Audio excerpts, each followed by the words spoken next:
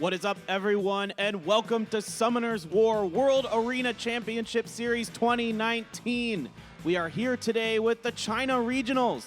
I am Paper Thin. With me is Peter, and this is a real special treat we have here today, Peter. We get to check out the China region.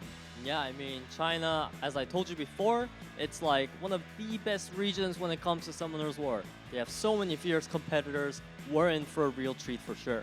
Yeah, we're definitely going to be seeing some top level players here today. I am really excited for it. They're going to be bringing some really strong, monsters to this day, and I cannot wait to see what they do. I was looking through these rosters, and it is quite a powerful lineup. Yeah, I mean, we have some people literally naming themselves Light Dark Monsters, so we're definitely going to be seeing a lot of those throughout the tourney. It's going to be very fun to see them actually take each other's Light Dark units away, rather than the other ones where, they kind of have to just pre-ban it. Yeah, exactly. Well, let's get right into it. Let's take a look at the overview for exactly how today will work. All right, so you can see this is the selection tournament for the Chinese representatives. The winners will be advancing to the SWC 2019 World Finals coming up later this year. All right, so today we've got a quarterfinals. It is a best of 3. Then we move right on to the semifinals and the finals, which will be a best of 5. There is no losers bracket today. It is win or go home. The prize pool, first place, $5,000 USD, second, $2,500, and third and fourth place each get $1,000 USD. And once again, guys, we do have a slight change to the 2019 battle mode. In 2018, you proceeded according to the pre-ban rule where each player could ban a monster before the match, but now you can no longer pre-ban the same monster consecutively. So from match to match or game to game, you cannot ban the same monster twice in a row. All right, so now let's take a look at the player profile here. Now this guy looks pretty strong, Peter. Tomato, number 1 in Season 8, number 2 here in Season 9. Yeah, I mean, Tomato is definitely one of the most famous players when it comes to Summoner's War. This guy has been at the top of the tourneys and everything. Everyone is scared of fighting him. Like, it's going to be a real pleasure to watch Tomato.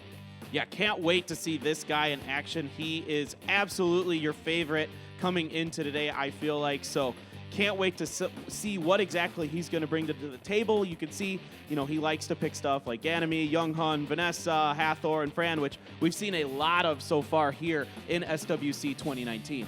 Yeah, but the thing with Tomato is he is the best user of this combo. He is far better than most players who utilizes the same units because he makes the right plays. He is so good at that. Also the pick bans, and on top of that, his rune quality is legit insane.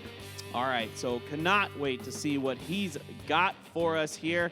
We've got a lot of other good players to take a look at here today. So Tomato will be our first. You can see his band monsters as well. This is Jack, moving on over to him. Now, there's quite a few water units in Jack's lineup here, I'm seeing. Yeah, so this is like a comp built around Artemil, because usually when people run Artemil, they like to combo it with an Amelia for the constant immunity as well as the defense buff. Bulwark just combos really well with the Amelia. And then the Molong, it's more of like a surprise pick there, but it's no surprise given that Molong and Bulwark have a fantastic synergy. Yeah, Jack also a very strong player. You can see they're 28th in Season 8, 26, so he's moving up a little bit here in Season 9. Not a big fan of that Ragdoll and Bastet and Hathor, which isn't too surprising. We see Ragdoll be a very banned champion across the board. Yeah, for sure. And now we have Mr. LND Monster here. Based on the Season 8 and Season 9 stats, I am not sure if maybe he might have not played much during Season 8, but Season 9, he's like, all right, it's time to go, baby. And he has 4 Light Dark units as the most picked monsters.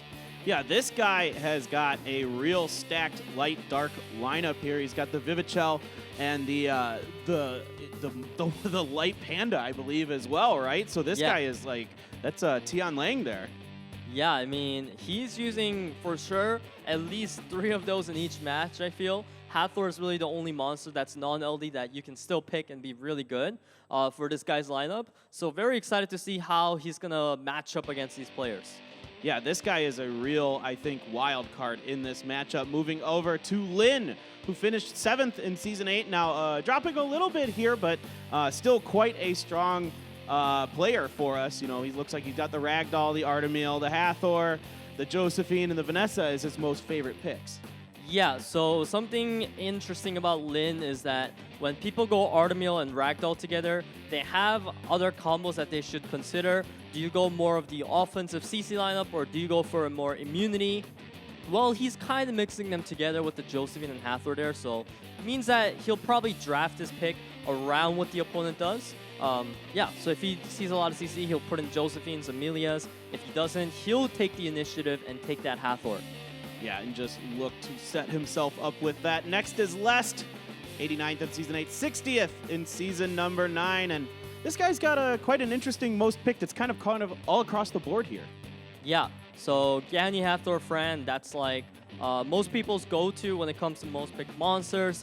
But he has the Viva Shell in there, which is a really good combo with the Ganymede, allowing her to use S3 infinitely. And he also likes to use that Shiho, meaning that this Shiho is most likely going to be speed tuned to the Ganymede, providing a strip for it, which is a really strong combo. Right, absolutely. So Lest, we got to keep our eye on him. Could be a very strong player as well. Likes to ban those unicorns. Doesn't want to see any of those guys in there. Of course, we've seen them be very powerful. We've seen Amelia especially be a very popular pick amongst these players, so maybe he's kind of used to playing against them in the China region. Yeah, it's surprising that Amelia's there, but whatever the case, we're moving on to Moon here. His most picked units are Hathor, Ragdoll, Gianna Fran, and Josephine. Now, this guy also has 2 Light Dark Nat 5s like most other people have seen. Instead of Artemil, though, this guy has the Gianna. All right, and he's liking to ban Hathor, Josephine, and Fran, and the usuals that we've seen that are quite popular to ban and pick. Especially Fran, I feel like, has been, what we've seen so far, extremely powerful. Yes, Fran is a unit that you normally do want to ban if you don't have it. And now Quiet, this is probably one of the lower ranked players we've had so far, but still, if he's made it here, that means he's super strong. He's using that Hathor, Diana, Azure, Triana Fran. So it's really more of like I would say, a most free-to-play unit box out of all of them we've seen. Yeah, well, he's definitely got potential here. I mean, and you could tell, again, he's banning Fran, which we're seeing a lot. Diana being banned. Artemil, which is another one that we're seeing be a little bit more popular here in these China most picked players. Yeah, and something really important to keep in mind is he likes to ban Ontress, meaning he's going to be picking Diana a lot. All right, and we're moving over to Copy here. Maybe one of our underdogs coming into this. Hasn't had the best season so far, but you can see he likes the Yonghon, the Gani, the Hathor, the Shiho, and of course there's that Phoenix there at the end, which we want for the speed buff, right? No, the Phoenix there, it does not have a speed buff, but it does have healing and massive damage for the team. Now, this is a unit that we've seen really a lot less. She used to be the most dominant unit in the meta, but now she's became less dominant due to so many other bruisers being good. So it's going to be very interesting to see if he does pick up that Perna here. Gotcha. Right, I was confusing it with the other dragon, Jamir, who does have the speed buff. Yeah. Might be there. It's All fine. right, so this is the bracket here. You can see it's going to be Jack versus Quiet to kick things off. Light and Dark Monster versus Tomato. That's going to be a really interesting matchup, I feel like. And then Lest versus Lin, and Moon versus Copy there to wrap up our quarterfinals. Yeah, I mean, if you're L&D Monster here, you're coming in here, you want to dominate the matches with your Light Dark Nat 5s, but the first person you go against is Tomato. Like, what the heck? Yeah, well, let's take a look at exactly what that matchup will look like here. And so we get the Jack and Quiet first, though. So we'll look at them first, and of course, then we get to see Tomato and L&D Monster. Now, Jack versus Quiet, what are you looking for here, Peter? So Jack, he has a Artemil advantage over Quiet, which is something that Quiet likes to ban frequently. I feel like Quiet's going to be opting for that Diana pick a lot, and Jack is probably going to have to put in that Ontress if it's not pre-banned by Quiet, or Jack could even take the Diana away. Okay, so Jack looking to try to get that Diana possibly banned against Quiet. You think that might be the key here for him? Yeah, I mean, if he gets a comp that can deal with Hathor and other stuff that Quiet uses very well, then for sure he could consider pre-banning Quiet, because we do not know what Light Dark Nat 5 he has. So far, it seems like he doesn't have any. Okay, well, this should be a really exciting matchup between these two players. I think they're pretty evenly matched, but Jack has got to be the favorite here when you look at it.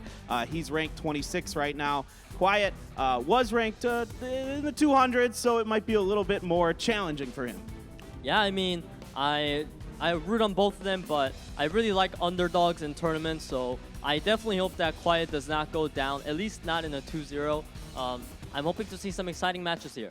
Yeah, this should be really good. I think this is going to be one of the higher levels of play you'll see here in the SWC 2019 regionals. This China region just looks so stacked top to bottom. I mean, when you look at their most picked cards, they're all going with, like you've been saying the whole time, the light dark nat 5s and other things. So this is going to be really, really exciting. We're going to see some very high level play.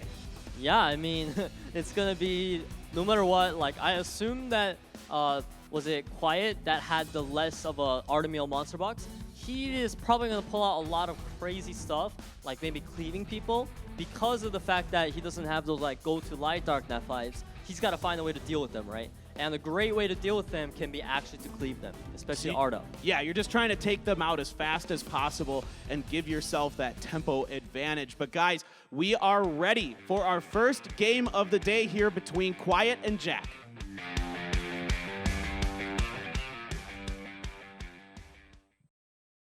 All right, I believe it will be Jack on your left there. Looks like he's going to go at the Bastet, and it will be Quiet on the right.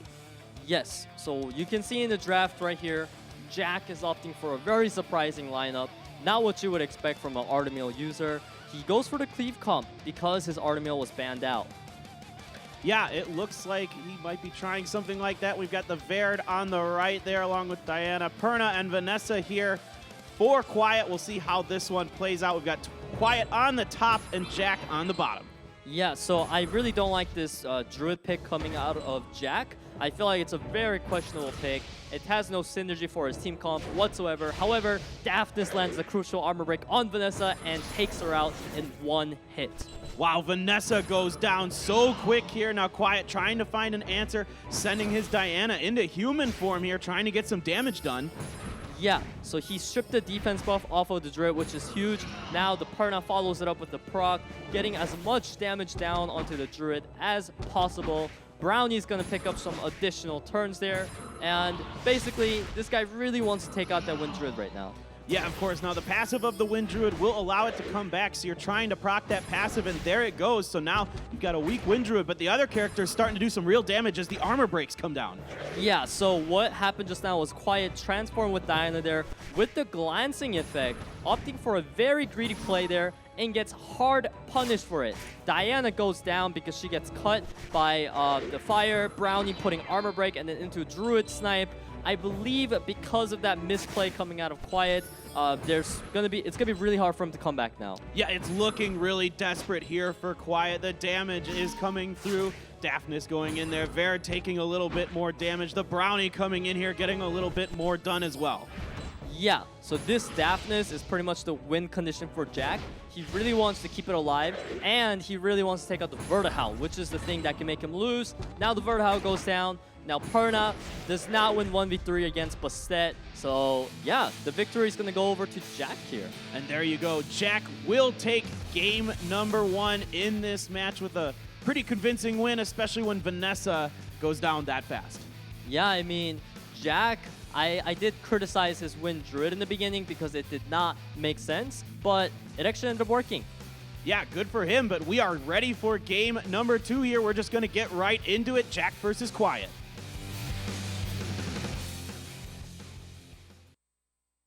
Just blazing speed today once again. Jack on the left, Quiet on the right in the pick. We got Vanessa coming in once again, a really favored pick here for Quiet. Yeah, so now Jack follows that up with Hathor and Fran, which is very typical. And Quiet is opting for that Vertihowl and Light Cowgirl into more damage through Lagmaron and Daphnis. I really like Quiet's lineup here. His comp is looking fierce. All right, we'll see exactly how this one will play out. Once again, the Vanessa being picked as your leader for that speed. We'll see how this one plays out. It just got, Jack seems like he's got so much going on there. Yeah, so Jack right now gets the armor break on that Hathor from the Light Cowgirl. Lagmaron gonna follow up with that one shot coming out. Wow, and down goes Hathor already. And a little bit more damage being done to Antares here. And the AoE comes through, and then Antares is getting a little weak, but the fairy's ready. Yep, the Fair is just going to follow up with skill 3 into Violent Proc into skill 2. Ontur is just going to become full HP from that. And here comes the Hathor, but that Violent Proc from Cowgirl was so huge, it allows him to put an armor break on Hathor, meaning it's going to go down to the Wind Lagron again. Right, but we do have these buffs from Fran proving very useful here for Jack, giving him a lot of sustain in this match. Yeah, and also the defense buff from Druid. Defense buff are no joke in this game. It really helps reduce the damage taken. However, Lagron going to come back with attack buff. This is looking a bit dangerous, but he only had skill 1, did not crit. Fire Druid's proccing, so Lagron's going to be gone from the game for good. All right, it's a 3v3 now here. The Cowgirl trying to do some damage, getting a decent little proc onto there. The armor break is on, but here comes that Druid who's going to take her down. Yeah, that Druid with the defense buff, it's going to do massive damage, takes out the Cowgirl. Now Onturus goes down. It seems like it's going to be a Vanessa Vertihal versus Fran and Wind Druid. I would actually give the upper hand in this matchup to the Vertihal, unless he ends up getting stunned by the Druid, which unfortunately is not happening. And now you can pretty much see the Vertihal just looping turns. All right, it looks like Fran does in fact go down here. It is a 2v1, but it's fire versus wind, so this definitely could be advantage Jack. Yeah, I mean, this is looking really bad for Jack here with that Wind Druid trying to 1v2. Quiet right now. He's very happy with his position, getting that Vertihal constantly moving. Here comes the armor break. Oh, but that stun on Vertihal was huge. Oh, okay, and there we go. We've got the revive here. Coming in doing a little bit more damage, but it looks like Jack is in a lot of trouble now. Yeah. Jack lands a really, really crucial crit there on the Vampire, allowing him to take it out. However, this Vanessa has been proccing way too much. All right, so Quiet will take that second game there. So we do tie it up here into a 1-1. Sorry, got a little confused there between the names. I'm still having a tough time with the Chinese, but that was really interesting there at the end. It came down to a 2v1 and a 2v2, in fact. We had a full health Fran, but it still wasn't enough. Yeah, I mean, Vertihal, he's a unit that I always like to say is absolutely disgusting if you have no way to shut him out. And that was kind of what happened there. Vertihal allowed that Vanessa to move so much, and it was just too much damage for Fran to handle. Yeah, and I mixed it up there. It's Fire's better than Wind in this situation. We had two Fire characters versus a Wind. Fire's going to win that one most of the time. Yeah, I mean, when you're a caster here, you're firing off, you're just talking. You don't even have a second to think about what's coming out of your mouth. So, you know, mistakes happen. It's completely fine. Yeah. My bad there, guys. But it is tied here, so we do go into a game number 3 here, and I think Jack's got to feel a little bit of pressure. He was the favorite coming into this. Yeah, I mean, Jack, he had such a fearsome combo with the Ardenal that he could opt into. He also showed us that he can do a bit of cleaving as well. However, Quiet is saying, hey, I'm not going to stay quiet. I'm going to show them what's up. And he brings himself a win here. Yeah, absolutely. A big, big win for him, especially after pretty much getting dominated there in the first game. A nice little turnaround for him as we're getting ready for our third game here. And they're both really good players, so we are very ready for it. Let's jump into the deciding match.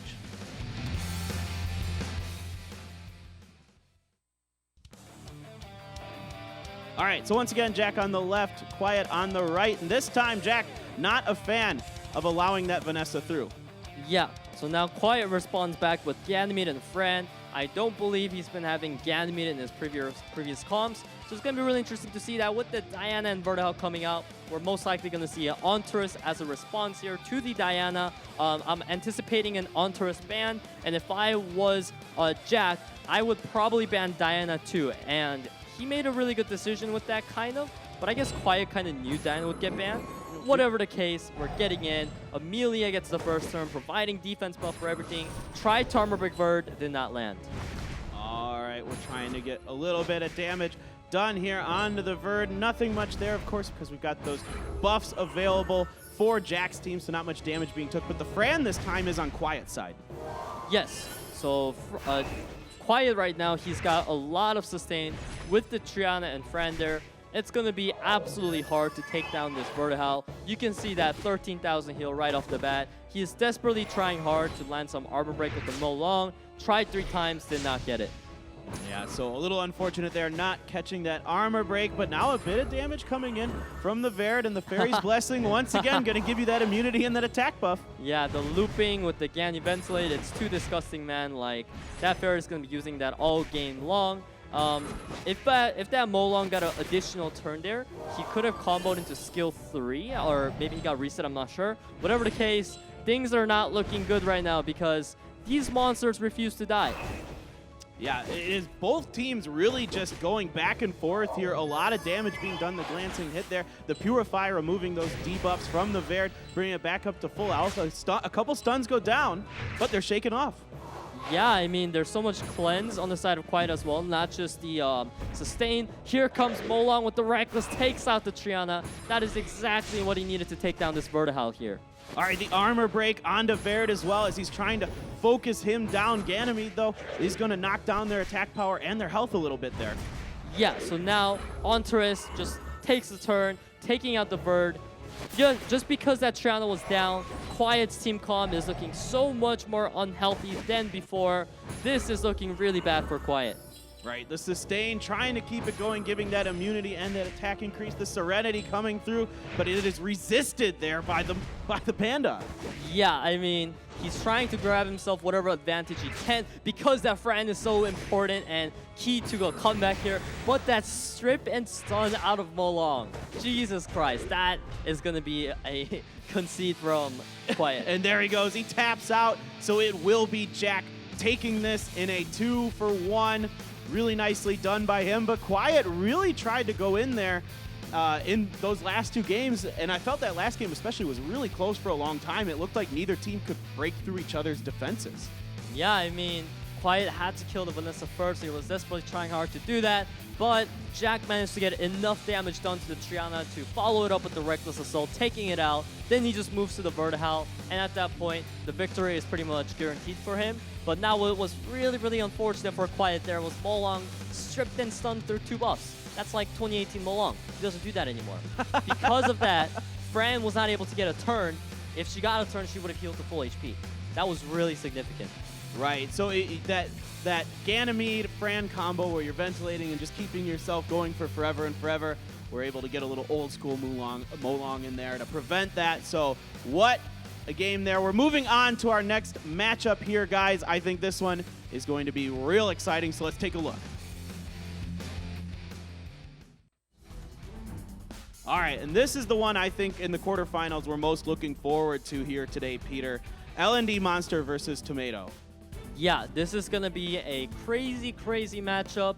I am not sure if L&D Monster has that Yunhong to take away from Tomato. Whatever the case, I actually do know for a fact that Tomato pulled Artemil recently. So he does have that available for the taking. He also does have the Light Panda that he uses from time to time. So Tomato actually going to be able to take away some key units from L&D Monster here. Yeah, so even though L&D has those in his most pick, sounds like Tomato now has the ability to kind of deny that. So this should be a really fascinating matchup here. I feel like this is two players who have just incredibly stacked lineups.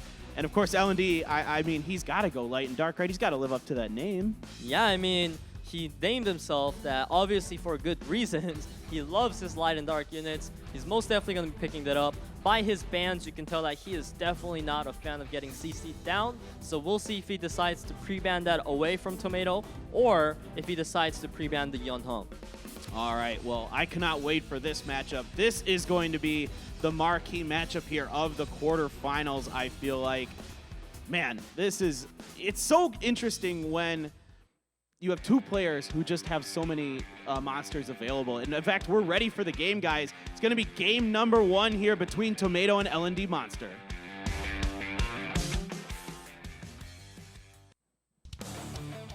All right, so we get in Tomato, like I said. This is a brand new Artemil. He literally got this like 3 weeks ago, and he's just gonna put that right into the first pick. He pre-banned the Gianna here, and L&D Monster actually fit in the Dark Paladin, which is also a unit that got buffed recently. She can be crazy fierce, especially against Artemil. Now, we see the bans coming out into the Wind Druid and the Bulwark. All right, here we go. We are just going right into it. Tomato on the top, L&D Monster on the bottom, and a quick stun there coming out onto Hathor and an armor break as well. Yeah, so Hathor, it's going to be really hard for her to be relevant this match. There is the Amelia there, Veldril there. you can pretty much say that Hathor is useless here. But he does have that Viva Shell to switch around the HP and the attack bar of any targets, and that could be really huge if you combo that into a nuke out of Leona, and there he goes, using that onto the Molong, dropping him to such a low amount of HP. Unfortunately, Leona is stunned up, and wow, did you see that revenge? That was huge. Tomato taking huge advantage of that armor break, taking down LND Monsters. First monster. So we go on here, and now all the buffs coming in from Tomato. And once again, that Hathor is stunned, and another armor break comes through. Yeah, I mean, the thing is, Leona is not a very strong unit. When she gets armor broken, she's just gonna go right down, and Tomato just completely stomps round one. And let me say, I appreciate, Tomato, that you made your icon a tomato. It makes it much easier to remember who you are. So I'm just going to give you a little shout out for that. But well done in that match. That was a really fast one. I mean, once that Hathor was stunned and then the armor breaks come out, it just snowballed. Yeah, I mean, Hathor, it's usually a very strong unit, one of the most contested. But when Tomato has Amelia and Velojewel there and they get through, she's not going to be that useful. All right, we'll see how they change things up. We are ready for game number 2 between LND Monster and Tomato.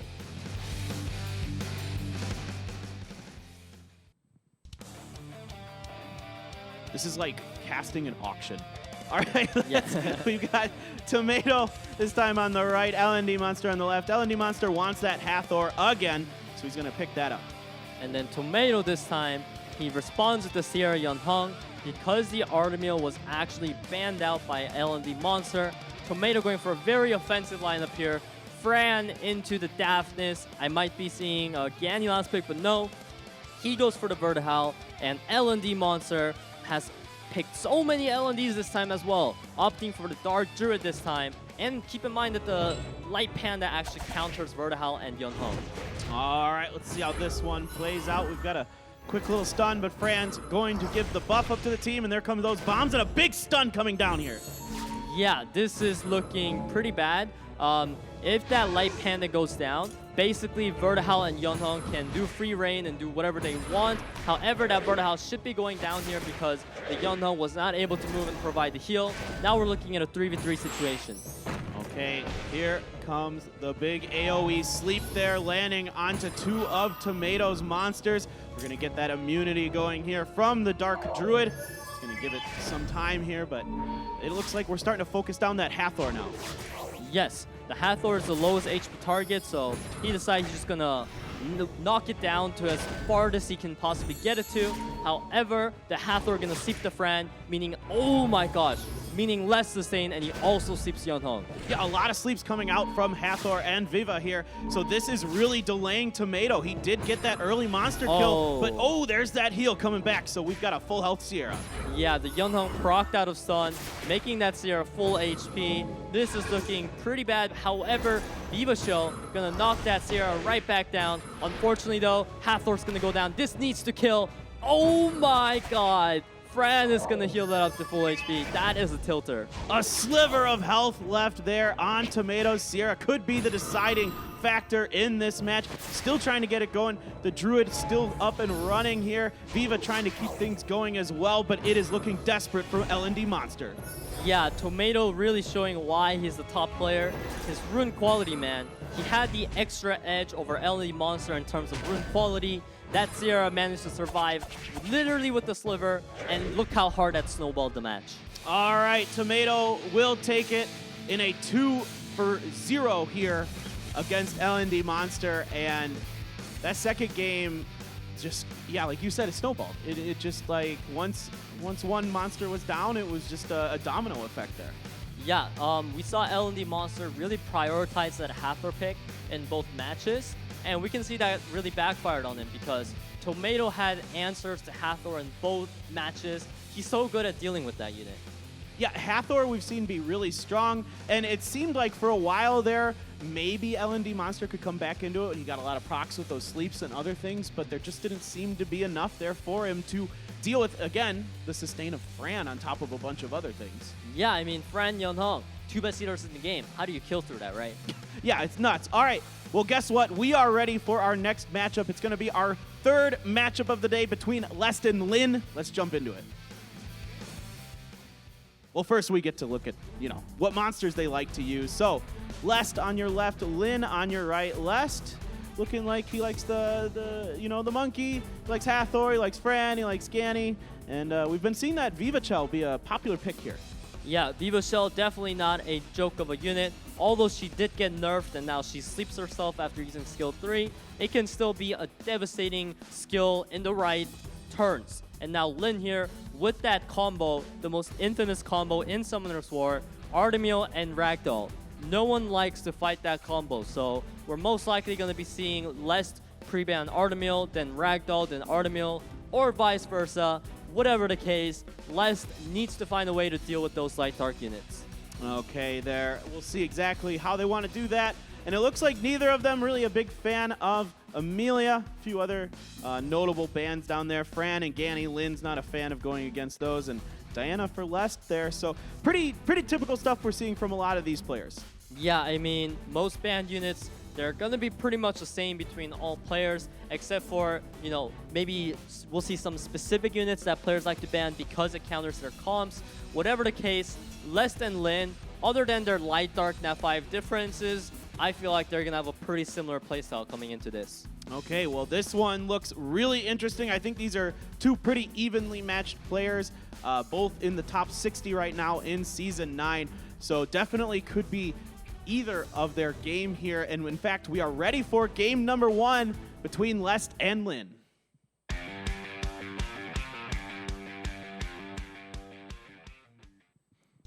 All right, Lest doing us a bit of a favor here, putting his name in English letters on the left, and we've got Lin on the right with that Vanessa pick. Yes, so now what we see was Lest banned out the Ragdoll, like I said. He does not want to deal with it. Lest, he right now needs to figure out how he's going to deal with the Artemiel because that couldn't be banned. Now he goes to the Seer, which can be a very good counter to Artemiel, which is why it is banned out of respect. And he anticipates the potential Seer ban, so he goes ahead and bans the Artemiel. Okay, here we go. We've got, quick armor break there onto Fran, and now we've got the sleeps coming down from Hathor. Yeah, so right now, the only thing that's not sleeping is the Josephine. He really wants to try to stun it down and lock it down, and that's exactly what he gets with the Water Druid in there. And he's going to take out a huge chunk of Josephine with that skill 2. If he manages to take advantage of the situation right here and takes out something, that would be so huge for Lin. He got the big sleep onto Fran to buy himself a little bit more time here. Can he make this work? Here comes the Seal of Fire onto Fran. The armor break does proc, as well as the speed break. Yeah, and now Water Druid is going to attempt to take out the Fran. She lives with the sliver of HP, but that's actually really good for Lin, because had that one shot, Triana would have negated the damage. But right now, Josephine comes back with the shield, saving Fran just a tiny bit. Actually, if that Cowgirl moves right now, that would be ideal. But this Josephine, so much shielding. Yeah, so much shielding here. Now Fran gets to purify and get her health back up and remove all those debuffs on her, so she's back in the game. Yeah, that proc into second skill was absolutely tilting. It just provided so much healing. And this Josephine had a free reign this whole entire game, constantly getting that shield in additional turns. And even with the Vanessa proc, the light Cowgirl does go down here. So now Lin, it is looking a little bit more desperate for him. Yeah, I mean, I'm not gonna lie. If I'm Lin right now, I am straight up tilted because, Jesus, this is gross. So not getting proc there, and he'll just tap out. Oh, yeah. You broke me on that one, Peter. Lest will take it.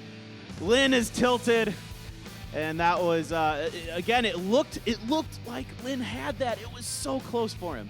Yeah, I mean, he got so close to taking out the Fran, but the Triana was there. The Triana presence was real because it was really hard for him to go for it because you need to have multi-hits to kill through Triana passive.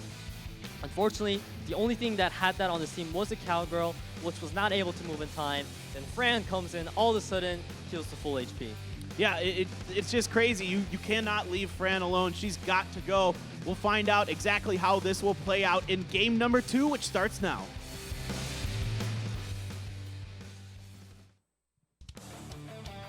All right, it looks like Artemiel and Sierra being banned here this time around, and once again, Hathor this time being picked by Lest. Yes, so now Lin, he's pretty much going with the standard comp so far. Now, Les Viva Shell was banned out last game, so he's able to pick it out this time since Lin was unable to pre-ban it. Now, Les gonna go ahead and pull out some really non-optimal units. Juno and Fire Monkey, what are they good for? They are great for countering CC. So he goes ahead and bans out the hyper carry of Lin's team, which is the Ragdoll. I'll be very surprised if this Fire Monkey and Juno can actually carry here. All right, we'll see how it plays out. I mean, I think the idea was to try to counter Oki here, but looks like a little bit of damage. The armor break does proc there, so that's a nice little advantage for Lin to start. Yeah, so this monkey really needs to go down, otherwise he's just gonna solo carry the game later on. He's laying out the damage after the Vanessa armor break, but Monkey gonna return the armor break right back. All right, now Vanessa's looking pretty weak herself, but Fran is there to purify and cleanse those debuffs for her. So now we're looking at some Serenities coming through here from Ganny. A little bit more damage done, and we're continuing the focus onto Vanessa. Yeah, this monkey right now, he's got 10 stacks on him.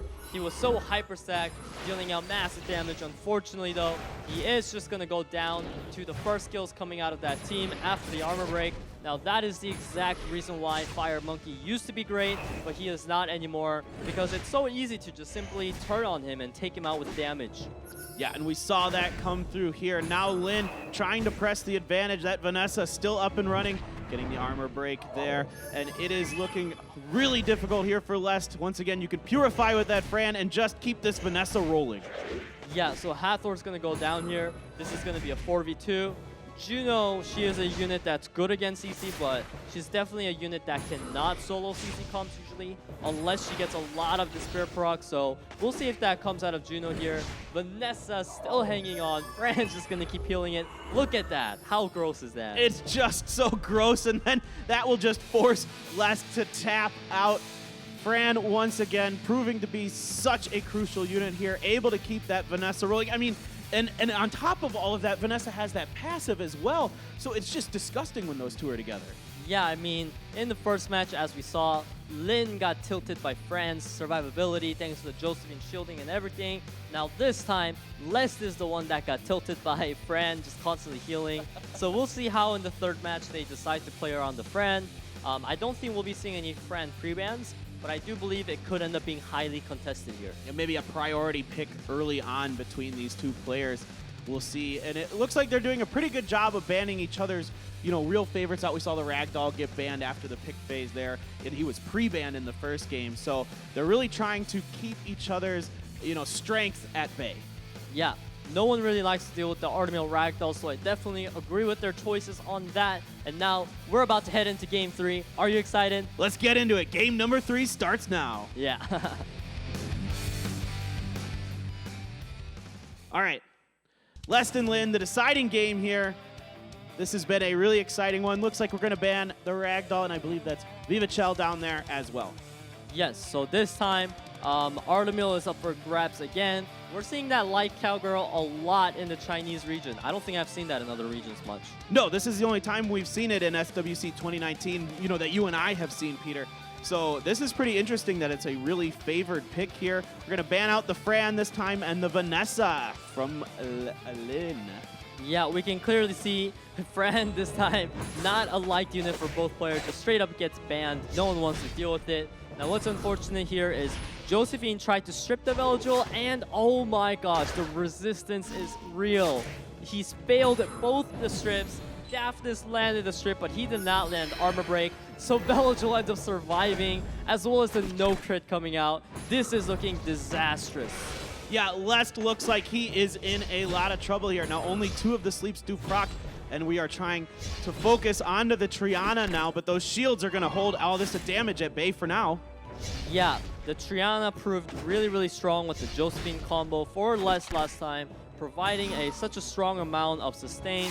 However, that armor break on Josephine is really going to start to hurt.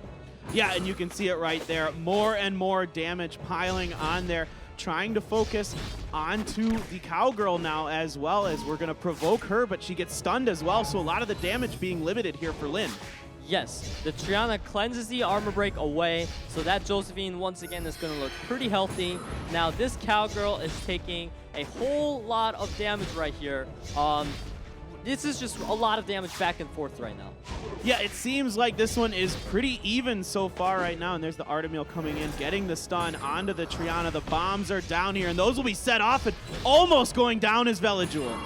Yeah, that Veligul, it seems like he might survive there even with the dot. So he makes a smart play and takes it out. Triana gonna proc into a heal. 2 units are now down on Lin's side. Oh, this is looking so desperate for Lin here, taking so much damage. It's a 4v2 situation, trying to find some way to come back. He's still got the Artemil and the Hathor, but will it be enough?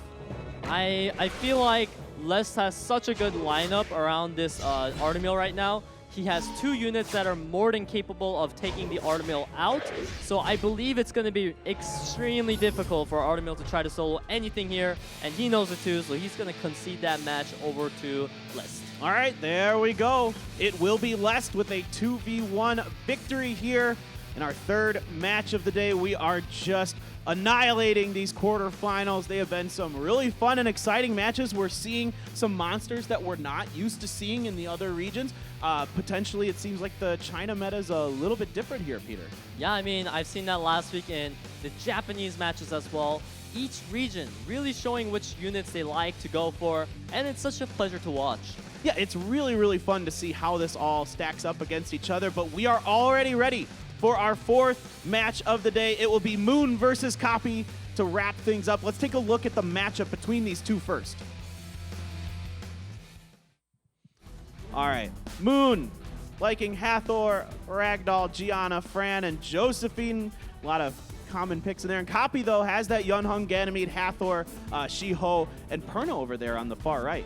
Yes, so Perna, we have seen it earlier, and we have seen it not work out. Perna lost that match. That just shows you why Perna is not picked very much in this meta right now. It's because she does not do as much as the other bruisers that are available. Where it's going to be really interesting to see how Copy decides to deal with both the Ragdoll and Gianna in there, because both units individually are units that can hyper carry and really put a lot of stress on the pick ban phase. Yeah, that's going to be really fascinating. And what I find interesting is what you just said is the opposite of what Copy is usually banning, right? It looks like he's banning the Oki and some other things, not the ones that you just specified, like the Ragdoll and the Gianna and that kind of thing. Yeah, I would say that the reason why he did that was because he is not very accustomed to going against these Giannas and Ragdoll, especially both of them in one go.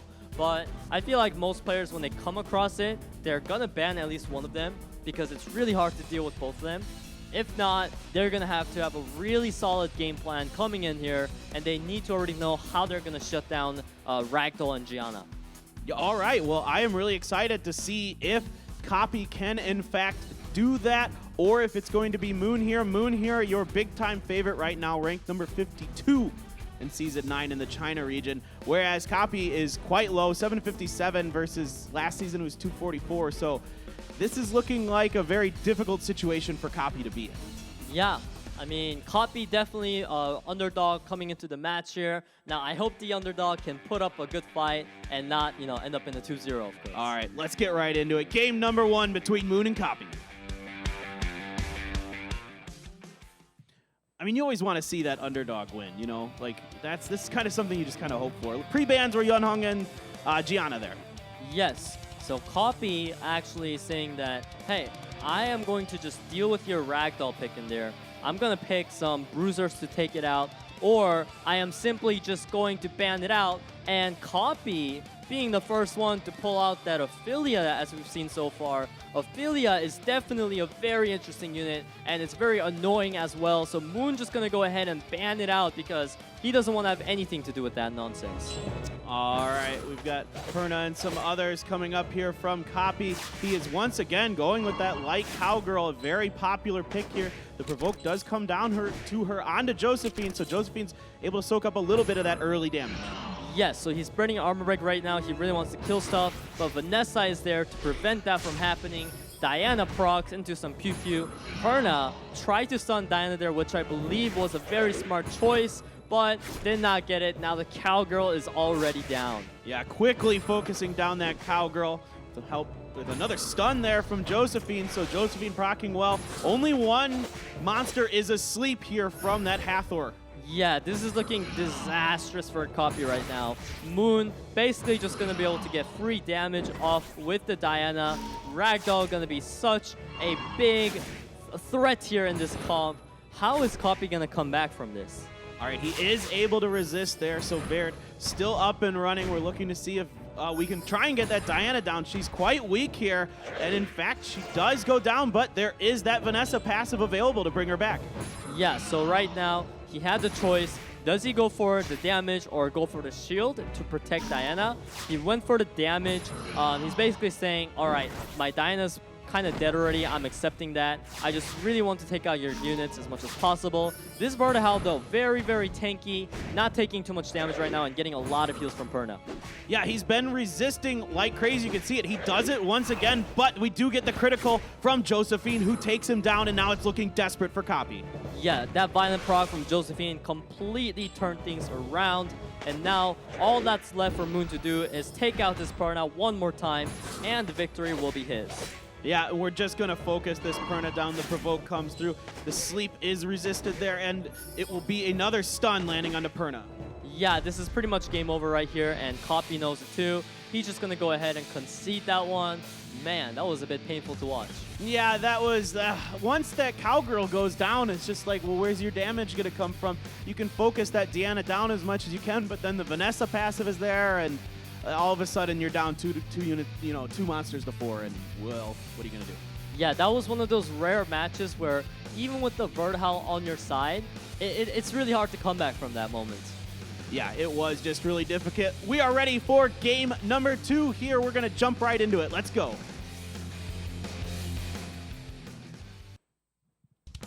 All right, this time the pre-bans are Fran and Ragdoll.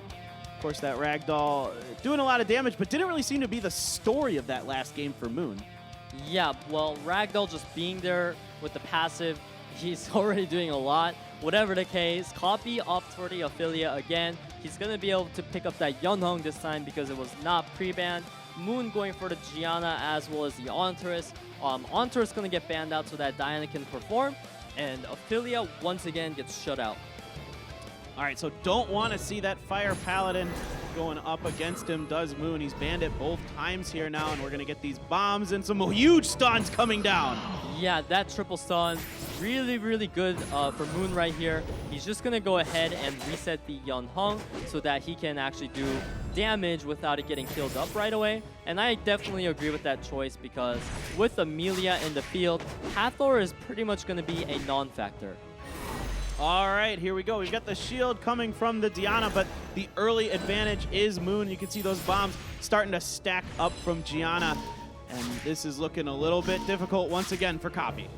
Yeah, so Diana not getting stunned up by the Josephine was very huge there because she was able to shield up the Vertihal, preventing him from dying. However, even with that, his units are becoming more and more unhealthy. Yeah, you can see there Gianna does finish him off, and now it is a 3v4 with the bombs on top of Yunhong. She does go down as well, and this is looking dire for Copy. Yeah, I mean, at this point, you're literally just praying for Diana procs. That is the only way you can possibly come back at this point. But the pony is going to be locked down with the bomb on her, so that pretty much spells out the death sentence. All right, and it will be a 2-0 victory here for Moon over Copy as he will advance to the semifinals himself. That will wrap up the quarterfinals, but that one, it just never looked like Copy was able to get anything going. Yeah, I mean, Copy as the underdog coming in, he tried to show us something new. He tried the Ophelia, but it got banned out both times, and he really couldn't utilize it. Yeah, so nice try from Copy. Good job to Moon, guys. We are going to take a break as we get ready for our semifinals. Stick with us. We'll be back soon with more SWC 2019 action.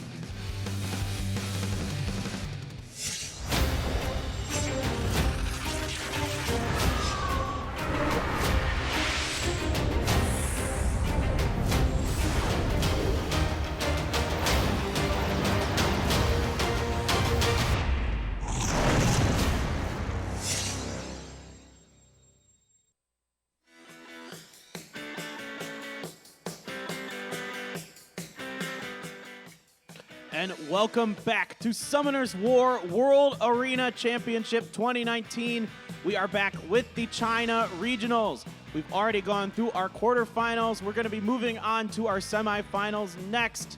I'm Paper Thin. With me is Peter, and we are going to get into these semifinals really shortly here. And I think our first one is going to be another marquee matchup between Jack and Tomato. Yeah, I mean, Tomato, one of our favorites in this tournament just because he has such an amazing track record. He's a great player. I really am curious to see how this Artemil is going to be played between the two of them. Yeah, they both seem to like it, so we're going to find out. But let's take a look at our bracket first and see how things have shaped up so far. All right, so here you can see our quarterfinals. Jack with a 2-1 close victory over Quiet Tomato. 2-0'd LND Monster.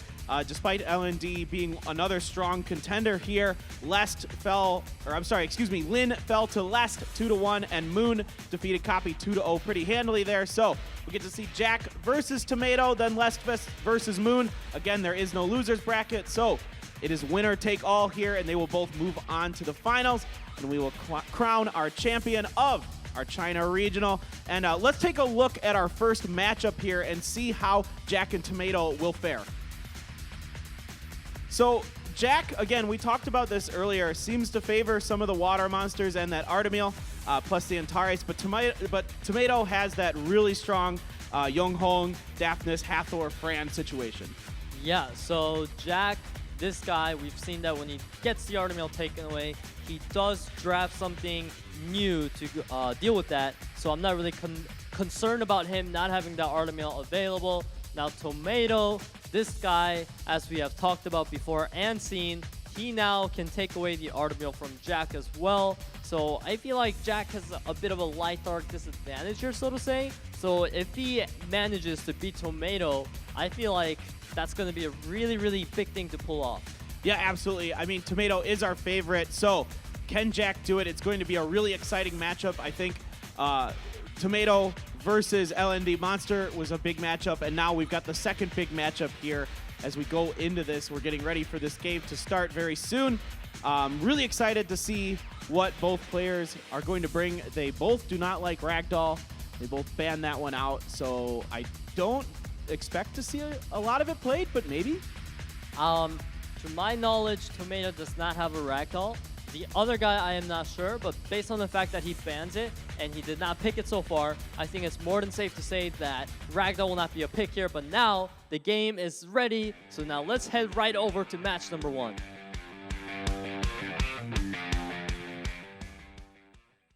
All right, Jack versus Tomato. Tomato on the right, Jack on the left there.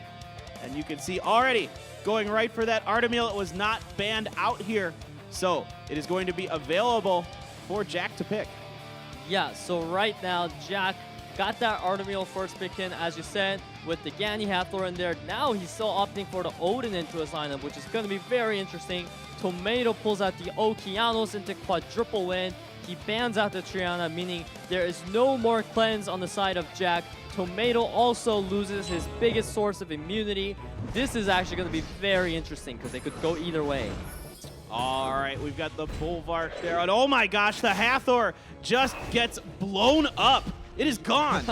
Yes, that is the Molong and Bulwark combo. It just literally just one-shots whatever you want in the game. Now, the weakness to this combo, however, is going to be the fact that this Water Lightning Emperor is now completely useless in the game.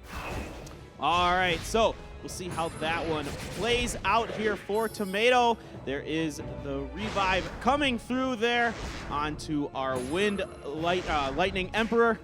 And but a lot of damage being done to Mo Hung there. Yeah, but we can see that this Molong is on Vampire, so he does have a bit of self-sustain going on. Now, Ganymede ventilates the Lightning Emperor, meaning that he will be able to revive again. However, when there are 0 stacks, he does not revive. I wonder how he's going to get stacks, though. None of them has stacks this game. Because for Lightning Emperors to get stacks, there needs to be buffs on the field, and there are 0 buffs. Right, so there aren't many buffs for them to utilize here. There goes that big armor break proccing there onto the Lightning Emperor. Mo Hung is stung up, but we're trying to beat down the other Lightning Emperor so he can't get that passive going again like you mentioned. And ooh, Mo Hung looking very low. Yeah, this Artemio just got stunned 3 times in a row. He's just gonna heal the Odin right back up. Molong's gonna be taken out. There's no Vanessa passive to save him because he got reset. But Odin, he actually gets stacked when the unit dies. So you can see that he has 3 stacks now, meaning now he can actually go ahead and revive and come back yet again here. Right, he gets about 2/3 of his health back there. So well played here by Jack so far. Coming right back into this with that smart play with Odin here. Trying to get some damage done there. We do get the critical onto the Lightning Emperor, so he's going low once again. Yeah, I'll do some caster prediction here. I feel like Tomato is going to lose this unless he somehow finds a way to keep Jack's units locked down with the Okeanos stunning. However, Gani is just going to go ahead and reset the Okeanos. This is looking really bad for Tomato. Yeah, he is in desperate mode now. He is taking a lot of damage. The Vanessa is coming through, trying to get some damage done. Artemil, he is looking pretty weak with that. And he just survives the damage there. Oh my gosh. Actually, Artemil went down. Now the thing is, what happened there was Vanessa landed the armor break, which is pretty much the only way for him to possibly kill Artemil, and then he even followed that up with the proc. So I must say Tomato got lucky here and pulled off the victory that seemed to be impossible, but congrats to Tomato. Wow, that big-time armor break coming through there for him allows him to take down the Artemil. I thought there for a second the Artemil had a sliver of health, but then follows up and with that Vanessa, and he's able to take it down. Big moment there for Tomato. He takes the first game. This is a best of 5, guys, so we're going to move into game number 2. It's Tomato versus Jack.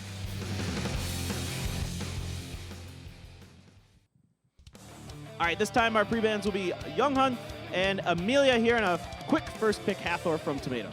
All right, so Tomato not opting to take that Artemil away from Jack this time. Jack immediately going to pick it up. Tomato responds with Vanessa and Daphnis. All right, we've got an Oki and the... Wow. Whoa, wait a minute. There is the Leona again. Yeah, the Leona again. Yes, and Jack, once again, opting for that Wind Lightning Emperor, a.k.a. Odin. Instantly going to get banned out. Now, this match is going to be very interesting to watch.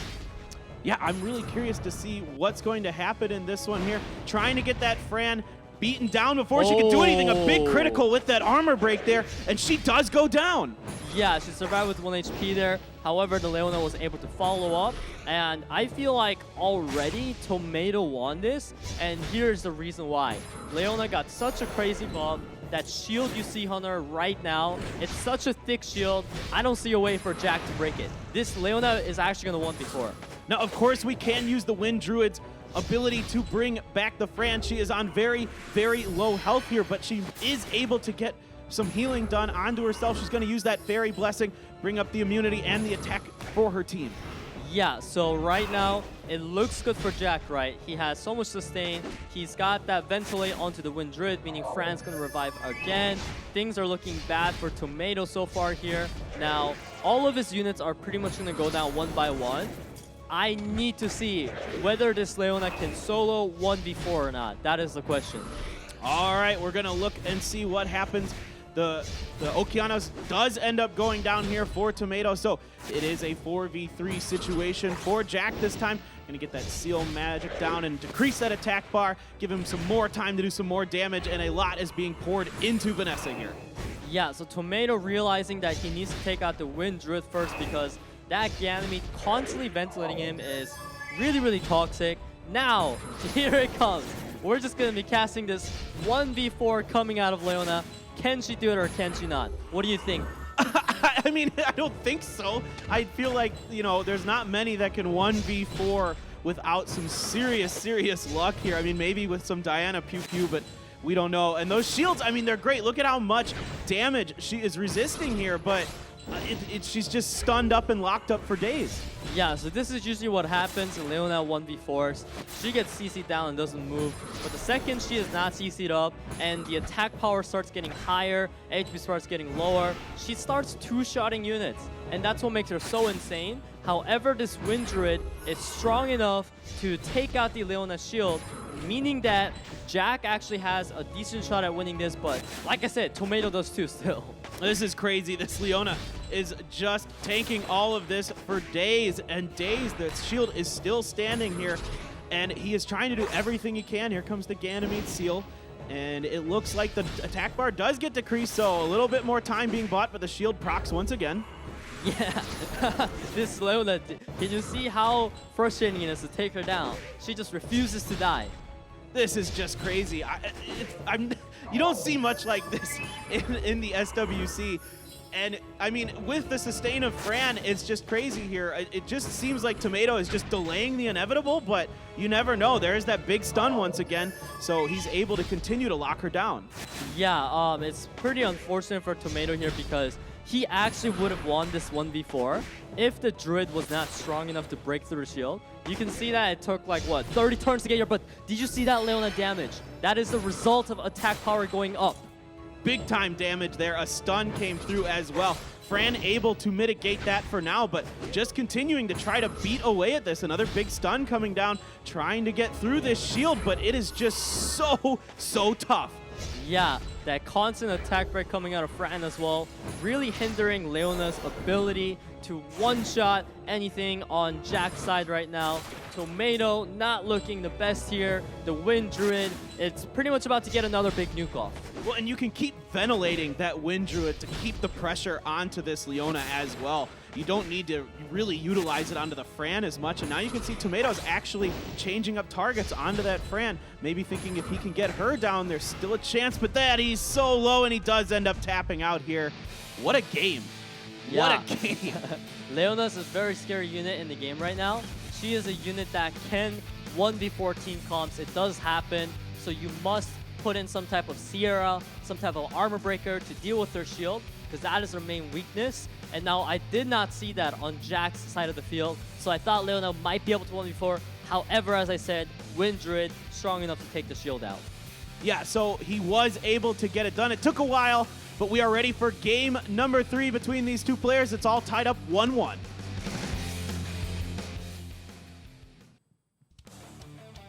I think that's the longest game of Summoner's War I've seen.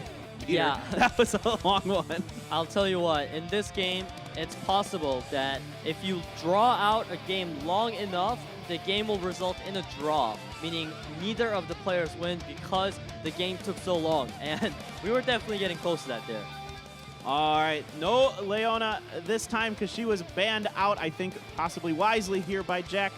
It'll be the Odin and the Daffy getting banned out here for our players as they move on to game number 3. Already trying to focus down that Vanessa, and we're going to get that Fran buff coming in. All right, so something interesting to keep in mind here is the fact that Tomato this time does have a unit that's going to provide a buff for that Bulwark every single turn, meaning the Bulwark will be more useful this time than last time. Right, we can build up those spell stacks here. We're going to purify our Vanessa, try and get her back up and running here. Here comes the Charge Vitality, and we're going to give it over to, I believe that was the Amelia there. She's in her human form. Yes, the Amelia, he gave another turn to, which is a great move because he needs to get her constantly moving for this Bulwark to get more stacks and get in the damage he needs to take out the units on Jack's side. Tomato right now, he's really struggling with this Vanessa Fran Triana combo. Yeah, absolutely. This is, he's still very healthy here, but there isn't, you know, he got that Vanessa pretty low, but he wasn't able to really do much else. Plus, you've got that Vanessa passive to worry about at the end of all of this. Whoa, there's a lot of damage coming from the Panda, though. Yeah, that Reckless Assault almost takes her out. I'm pretty sure Tomato has a really good game plan right now in his mind that he was just going to go ahead and take out 2 units at the same time. But Fran, man, that healing was so huge, which is why Bulwark was there to come in with a bit of damage too. Vanessa is almost down. Yeah, Vanessa is almost down, and now we're switching focus onto Fran, knowing that we can get the AoE to take her down, and she will in fact be down here. Yeah, that was huge for Tomato because that AoE, if that was not enough damage, Vanessa would have got to get healed to full HP again. Something to keep in mind, this Artemis is ruined on Destroy. As you can see that Yeonhung's HP bar is starting to turn red, meaning that she's going to be easier to kill, and there she goes. Yeah, now we're trying to focus this Fran. The big armor break and freeze coming through onto her. We're going to get the heal and the immunity, though, from the Triana. But will it be enough here for Jack? Jack right now, he really needs this Bulwark and Molong to carry now that Yunhong is down. But like you said, I don't think this is looking really the best for Jack. Or I mean Tomato, sorry. Tomato, he needs to get that Reckless up on Molong again. That is his win condition. Right. Looking to do that serious damage with Molong, excuse me. And this we're going back into the Unicorn for Amelia here. It's going to take a little bit of damage, trying to buy some time, and some decent damage coming in, but the resist coming through here for Amelia. Yeah, so Tomato right there, he decides he's constantly struggling with this Triana basically. The Triana being there really prevents him from having a lot of kill threat on Jack's units. Jack constantly gonna cycle through the heals with the Fran, and Tomato, it's just the back and forth, you know. Yeah, this has been a really close one here. We're going back into the Unicorn form as we continue to focus down Triana, using that turn again to go back and giving some buffs to his team to build up that Bulwark stack. Yeah, Tomato, he wants to keep getting that Triana low enough to where Molong can Reckless and finish it off. However, that Fran right now, it's gonna move in front of Molong, meaning she's gonna purify yet again. Poor Tomato, he cannot get anything done. Yeah, he's just trying everything he can to find a way to break through the sustain that Jack has. But so far, nothing is working. Fran is just keeping her alive. And of course, Triana able to return the favor a bit as well. And down goes Amelia. Yeah, with Amelia down, this Bulwark is now completely reliant on Jack using his skills. And this Molong has not been able to get any timing whatsoever for the Reckless. Yeah, it's just been really difficult. We've almost got the full stacks built up for Bulwark here. Only one more to go, and that's a bit of nice damage, but we can just keep healing it because Jack's got sustained for days. Yeah, again, we're having a very long match here. Triana, Fran, Artemil, all three of them are healers, and Tomato concedes, meaning that Jack right now, wow, he is looking to be very strong here. It's one game away from taking this match and moving on to the finals here. So really important game here coming up for Tomato. He's down 2-1. That one, it's went back and forth for so long, but you kind of mentioned that there in the middle that you kind of started to see it turn against Tomato there. What happened? Basically, Jack had so much annoying healer sustain and things that block Molong and Bulwark from doing their job. Vanessa, Triana, Fran. We've seen Fran, Triana give a lot of trouble to players today, providing so much sustain and just completely shutting out their team's concept, so to say. Right, and you get those immunity buffs and the other things that are all built into that. We are ready for our fourth game of these semifinals. It's Jack versus Tomato.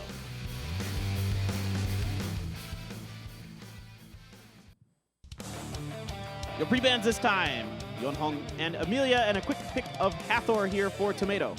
Yeah, so Jack, once again, he's going to opt for that Artemil. It's been working great for him. Tomato going to answer back with Ganymede and Sierra, and there's the Raccoony that we have been seeing time to time. Yeah, Raccoony's been making an appearance from time to time, able to keep your monsters going a little bit, and there's the Fire Monkey King coming in here for Jack this time. We're going to ban the Sierra. Don't want that speed leader available for Tomato. And I believe that was Leona getting banned out there. Or no, I'm sorry, it's Josephine. Yeah, all right. So now Tomato, he starts off with putting Armor Break onto Fire Monkey, which is great because as we've seen in the earlier match, this monkey tends to die fairly easily when there is a Armor Break on him. However, though, he did not manage to sleep the Artemil, which is so huge because this Artemil is now going to kill stuff and stun stuff. Yeah, exactly. I mean, he is getting some armor breaks here. The sleep did come through onto Raccoony, but we're going to try and get another one going here, and this time the sleep does come through. Yeah, the Ganymede and Hathor ventilating combo, that is a classic one that we are all very familiar with. Now, it feels like Tomato, he's going to be struggling here to kill much unless he can keep the armor break to stick on units and deal massive damage to them. Yeah, he does proc the armor break onto the Raccoony, so we're going to try to focus some damage here from the Ganymede. possibly the others. Just taking a peck at the Vanessa there, and here comes that big fairy blessing from Fran. Yeah, this Rakuni right now falling real low thanks to that Tianlang providing armor break every turn. But Artemil, man, such a good unit. He's just healing everything and back up to full HP.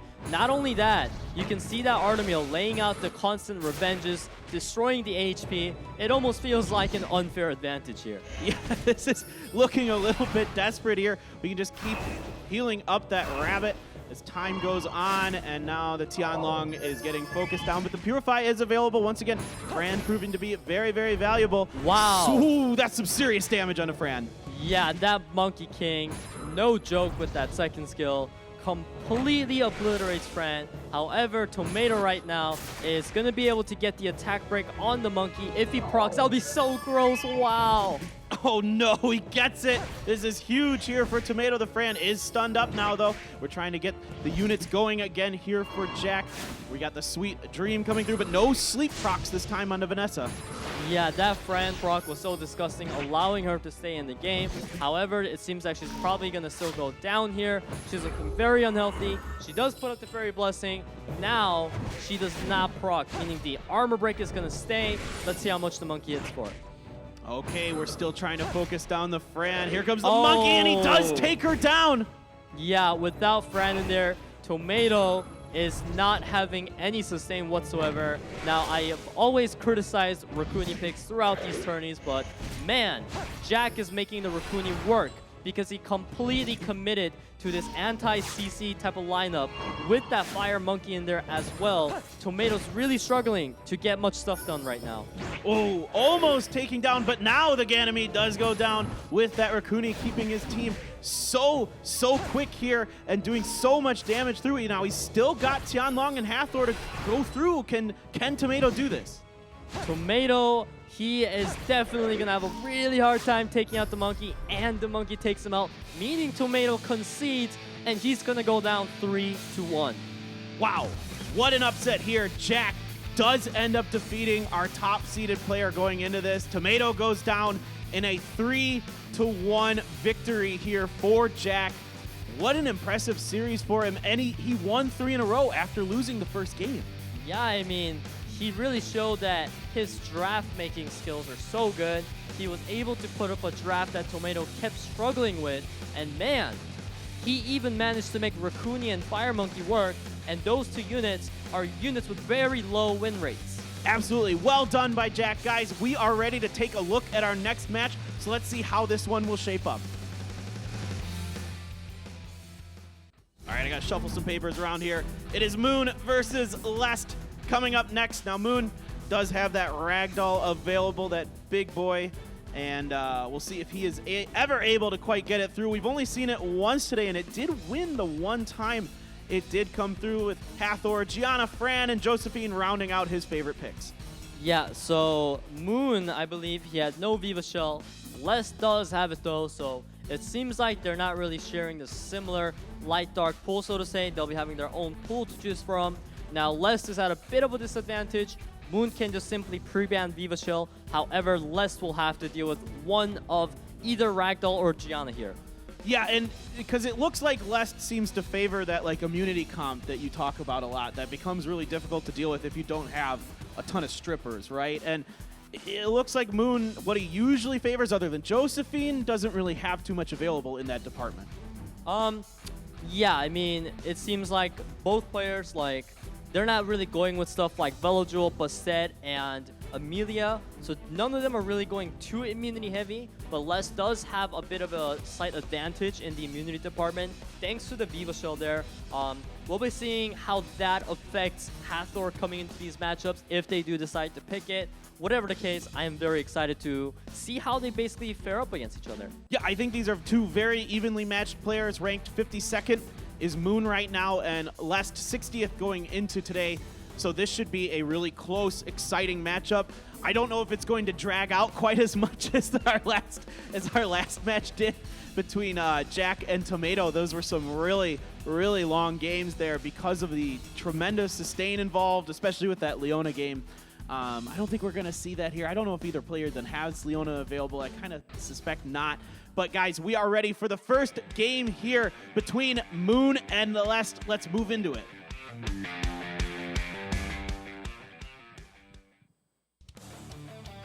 Moon on your left, Lest on your right, and immediate Hathor there. Yeah, so Hathor first pick is going to be prioritized here. Viva Shell was banned out, Ragdoll was banned out, meaning Gianna would probably be the only Light Dark Nat 5 we're seeing from both players here. And now Gianna gets paired up with Daphnis and Diana, meaning there's a lot of damage. There's that Fire Monkey. Now we're banning out the Daphnis and the Antares here. We're going to pick the Fran Ganny combo, going for Lest here up in the top, and some bombs coming out right away, trying to get some damage done, but the shields are there. Actually, it's pretty interesting because we've seen a lot of Fire Monkey today in the Chinese region, I feel. And this Fire Monkey pick actually does work because there are triple wind on the side of Moon. However, Gianna bombs are going to be such a threat, and his only way of cleansing that is going to be the Fran. So, like that resist we saw, he's going to be needing a lot of those. Right, so it seems like it might be crucial to keep the Ventilates going onto the Fran, as we typically see a lot. So you can see they're focusing down the Ganny here, trying to just break him down, and we are transforming right away into the human form, and Ganny does go down. Yeah, there's Diana doing Diana things. She was able to get a proc, instantly taking out the Ganny. So the Ganny-Fran combo you were talking about is not available in the match anymore. Things are not looking the best for Lest right now. This Diana is about to just pew-pew things one by one.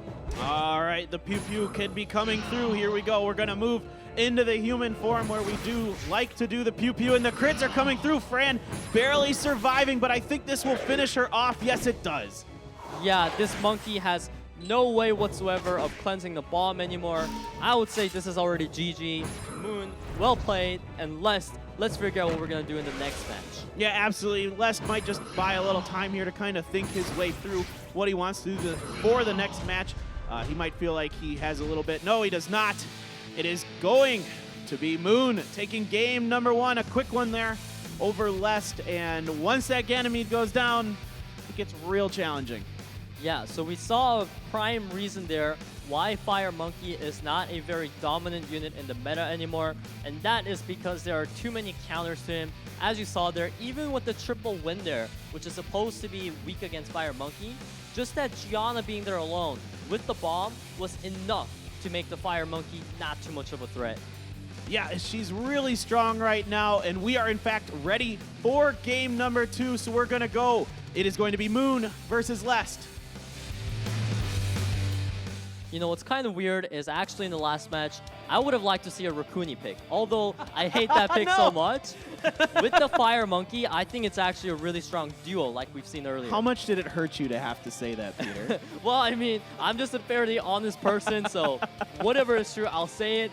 But whatever the case, here we are having no Viva Shell banned out, meaning Lest is going to have that with the Jemire in his combo. Very interesting. Now Moon, with the Ragdoll there, he put up such a weird comp with the Juno coming in. I feel like Ragdoll was the obvious, easy no-brainer ban there. And now let's see how this Jemire affects the match. All right, exactly. That Jemire going to use his leader ability to give the speed buff over to the team for Lest here. What says this Oki? Going to look to eventually do some... Yes, he does get some stuns down there. The CC is real. He does get 3 members.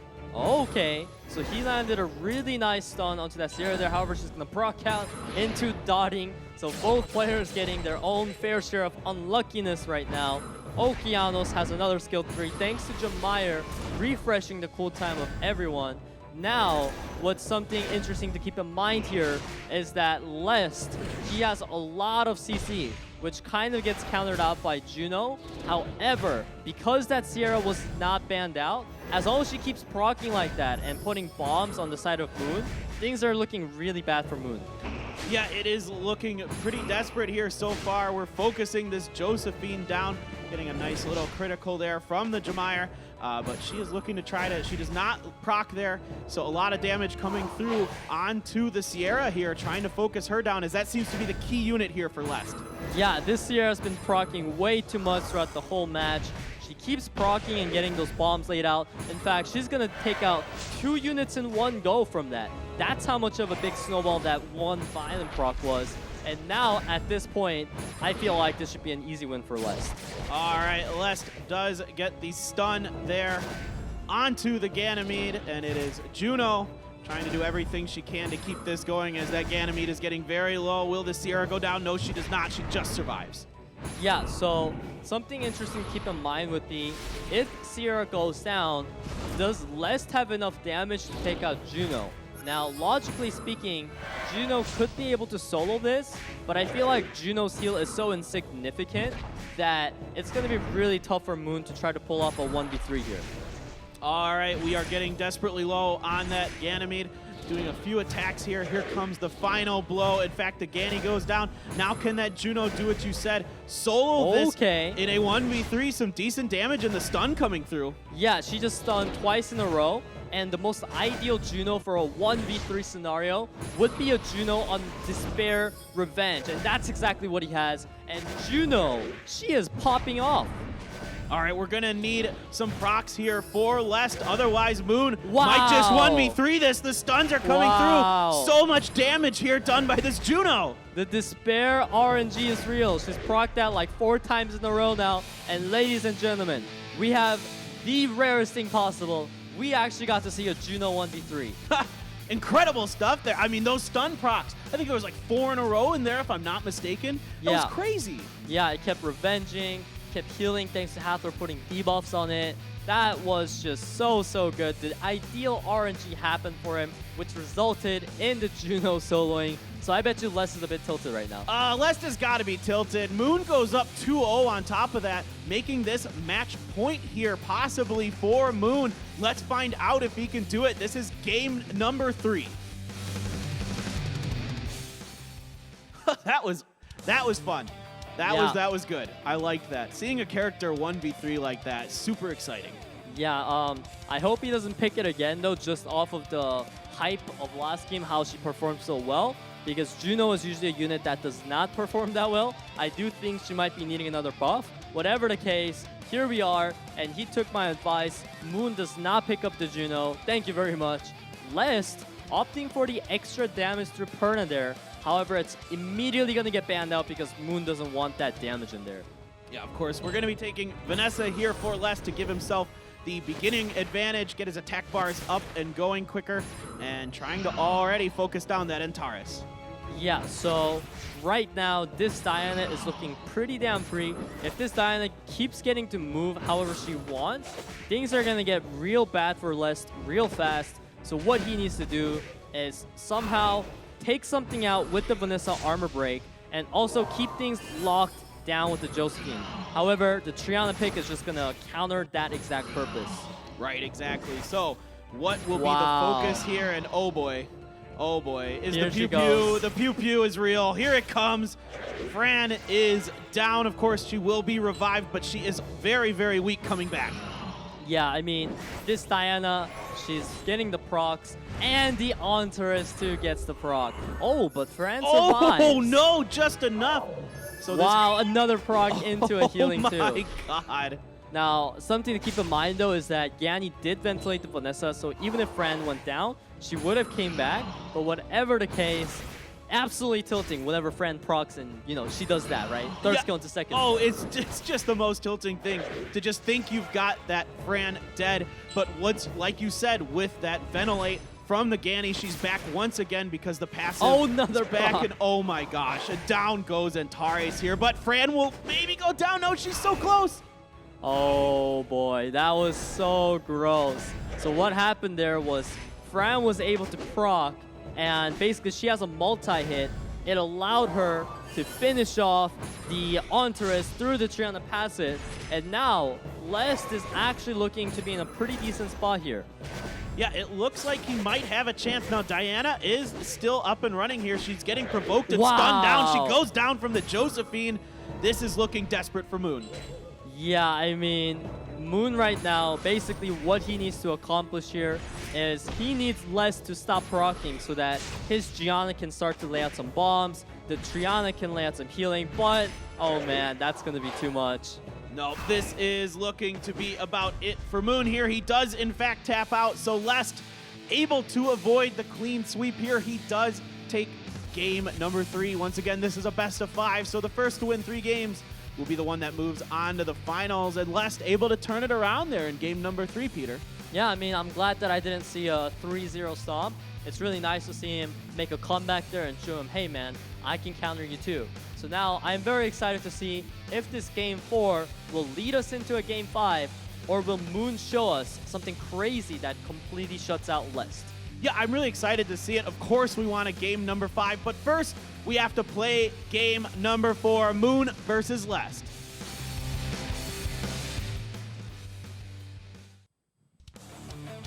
All right, Fran's just banned this time. We're done with that, and Gianna as well. So yeah. quickly, Vanessa being picked, and then Josephine and Hathor here for Lest. Excuse me, Moon.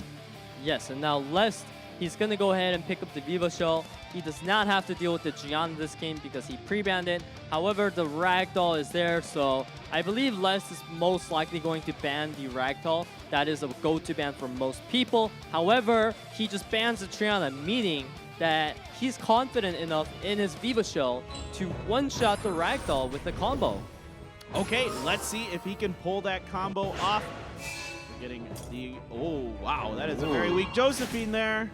Yeah, so the thing to keep in mind here is I really like Lest's combo here. What he just did was he increased the cooltime of Josephine and pushed back the attack bar of her, setting it to 0, meaning Viva Shell was able to get off the most ideal skill 3 there. However, the Josephine is still hanging on, most likely going to go downstream though. Yep, there she goes. Ganymede will be finishing her off. We're getting the immunity buffs coming in here from the Viva Shell and resisting that one. Another resistance there. Big resistance is coming in from Vanessa. Yeah, Ager, until he gets that skill 3 off, he can't really land anything through the immunity on Vanessa right now. But Hathor right now, she's just going to go ahead and lay out the sleeps, and then Ager's going to be laying out the DPS onto Vanessa. All right, here we go. Now we're getting the DPS coming through. Like you said, that immunity was there. So now we can start trying to wreak some havoc. The penalty coming through, we're going to get that continuous damage as we focus this Vanessa down. All right, now here comes Harmonia's skill 3. It's going to balance the HP of Vanessa and Ager, meaning Ager's going to look very unhealthy now, while Vanessa looks very healthy. And the crit into armor break into proc. Jesus Christ. Oh, he just gets blown up there. Now we've just got the Hathor and the Ragdoll left here for Moon. This is looking very good. Once again for Lest, looking to push us into that game number 5. The Hathor getting beat up. Oh my gosh, the Hathor does survive for now, but only that Sweet Dream available, and she is able to get the sleeps there. Man, I really hate that, you know, Hathor is just stalling time with that skill 3. I hate it when that happens. She just procs into it. Right now, Ragdoll is going to get to dish out a lot of damage that normally he would not have been able to get out for free. It would have been getting all cleansed up and healed up. However, that crit out of Viva Shell was so huge. Wow, and it is a almost dead Ragdoll here. Moon letting it go down to the end, and Lest will win this to take it to a game number 5. It is all tied up 2-2. Lest is able to turn that around with those harpies. The harp playing a little tune for us here. Yeah, I mean, those tunes proved to be deadly because you saw Viva Shell skill 3 after the Ganny skill 3. You saw how devastating that was. Josephine instantly became 1 HP right since the beginning. That's crazy. Yeah, that's such a good combo. It's just maddening. And I mean, when you've got that Josephine who you're relying on, when she's not there, what do you got? What do you got? You got nothing. Yeah, so I'm really glad that Lest is firing back with his super smart combos. Now, this is the game 5. Who is going to come out ahead? I have no idea yet, so... I don't know. I mean, it felt like Moon was just going to dominate it, but Lest has come back with 2 wins of his own. So we're going to jump into this deciding game number 5, Moon versus Lest.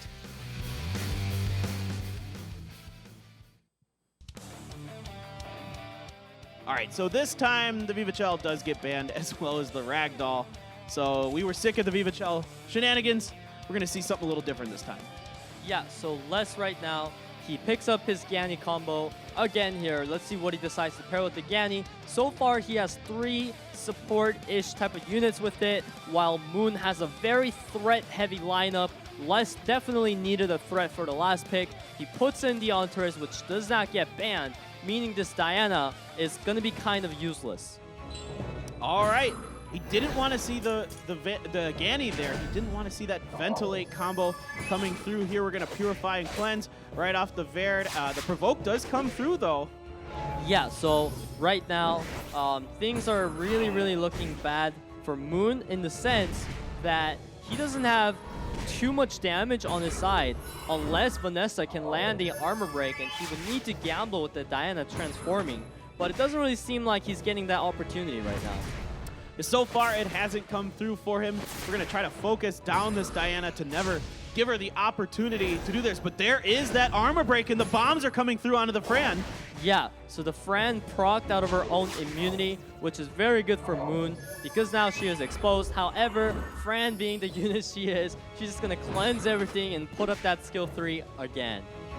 Just Fran things there, and we continue to focus down this Diana. We do get the shield up on her, trying to buy a little bit of time. Some stuns coming through here, though. 3 big stuns, and Diana's down, but passive does allow her to revive. Yeah, I mean, this is looking even worse for Moon right now. You can see how much work this Fran is putting in.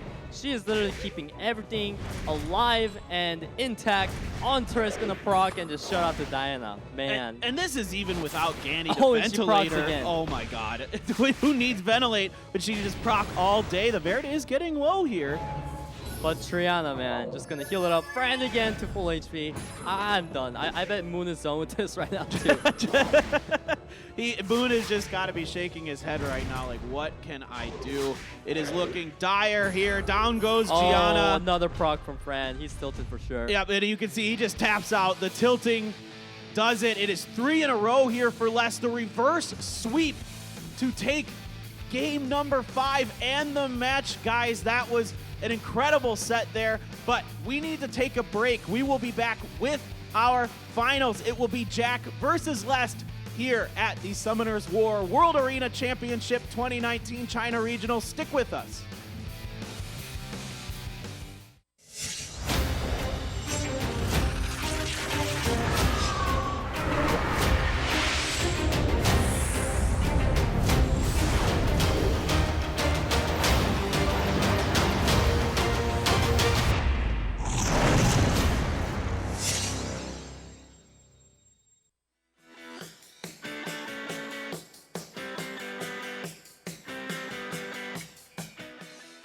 Welcome back, everyone, to the SWC 2019. This is the China Regionals. We are here for the finals.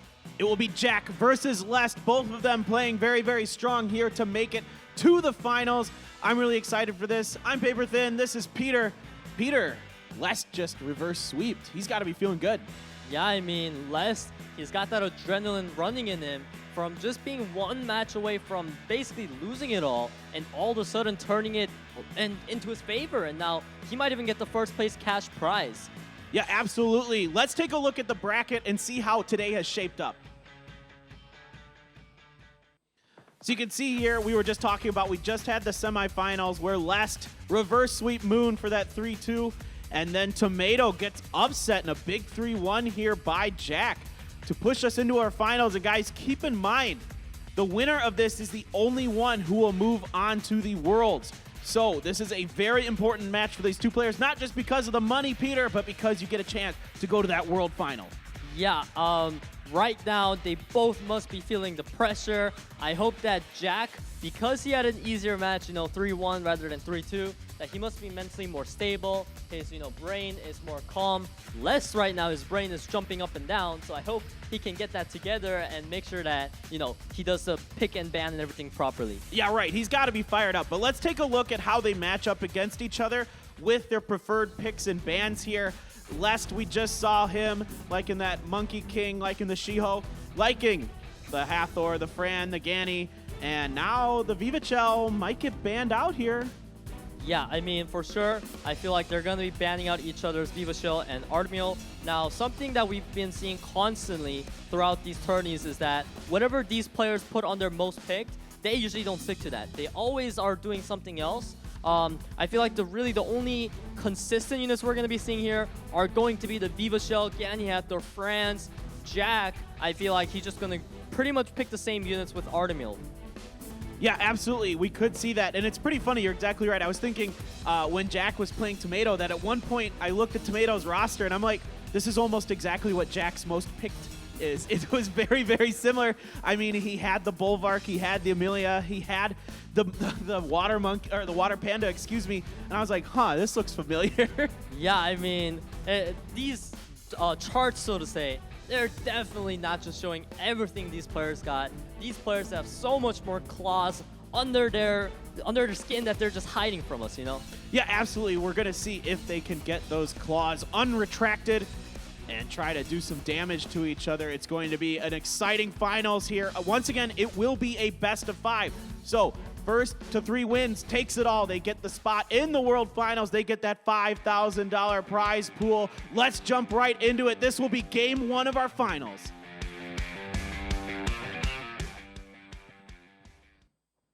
And just as you predicted, Peter, there are those toxic units banned out, which I completely agree with. And now, Jack picking up the Hathor Ganny combo, once again opting for that Wind Druid so early on. Yeah, that Wind Druid's been a little popular here today. I mean, it does have those revives available. It revives a teammate, and then his passive revives himself. So it's a little bit of a tricky unit to deal with because it just stays on the battlefield. Yeah, so Les picked something to deal with that. He's got that reset with the Oki, and he also picked a huge damage unit through Daphnis, which was banned out. So right now, we're going to be seeing pretty much whether this Ganny and Hathor can get the combo off or not, and also how many shots can this Bulwark get off with his stacks. Yeah, exactly. And can that Fran do Fran things stay alive here for less? Decent amount of damage done to the Josephine here. And we're looking to see if we can get the beast form going for the Druid so we can get going with that. Yeah, so right now, Hathor, she's been getting stunned up. She's not getting that ideal timing to use her skill 3, but the Wind Druid with the big chunk of damage right now. Wow.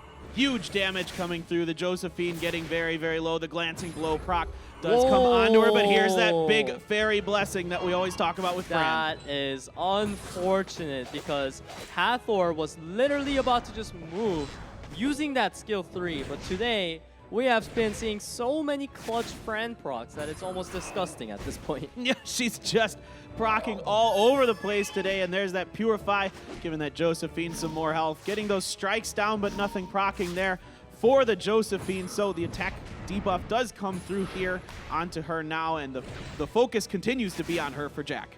Yeah, he's really dishing out massive damage with this Wind Druid, but Nessa with the proc is going to be able to take out the Hathor. However, Wind Druid is going to bring her back, so Jack is not too worried right now, but that stun is definitely concerning.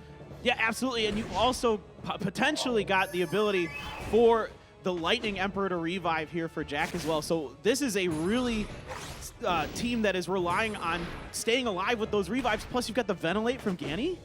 Yeah, I mean, right now, you're about to see exactly what you've been saying. Hathor is just going to come right back up, and Jack is desperately trying to kill this Josephine, but this Fran is just putting up so much sustain again and again. Yeah, Fran is just one of the most powerful units we have here in SWC. Bit of a damage done to the Druid. Okay. We're trying to focus it, but there goes the Josephine now. She is down and out this time. Yeah, this Wind Druid pick proving to be super duper strong, reviving anything that goes down while being a massive hyper damage carry threat himself. Now he's gonna just lay out the Soul Protect, which means that if Hathor dies while that buff is on her, she's just gonna come back to life. So Jack is in a really good spot right now. Yeah, Fran's trying to do everything she can to keep herself going, but Lest does, in fact, just tap out here. It will be Jack taking this game, and he has been winning a lot here, and that revive-heavy team, along with, like you were talking about, the damage from the Druid is just crazy. Yeah, I mean, I gotta give my Druid runes now. After watching him, this guy actually inspired me, like, hey, maybe I should build him. Like, it's absolutely crazy. Like, dishing out half of Josephine's health, and then while doing that, he also keeps his team safe. And just think about the amount of revives available there. Like, not only is he doing that, he can revive himself with his passive. He can revive a teammate with his skill 2, I believe it is. Bolvark, if he gets his stacks, can revive himself, right? So, and then you could ventilate with the Ganny, right? It's just like revives for days. Yeah, I mean, it's definitely a really crazy combo, especially with the Ganny there to ventilate. I wonder if he's going to use it again. Whatever the case, we're about to get into match number 2 between Lest and Jack. Thank you. Let's go. Jack's name isn't even English, so don't worry.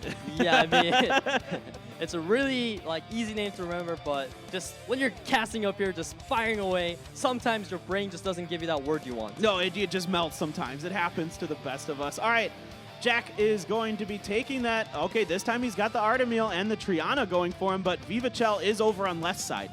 Yes, so we will be seeing potentially the Vivachel being banned out here, and also surprisingly the Bolvark being banned out this time, meaning Lest is going to have to deal with this Artemil and Diana, excuse me, but he does have a very interesting unit on his side.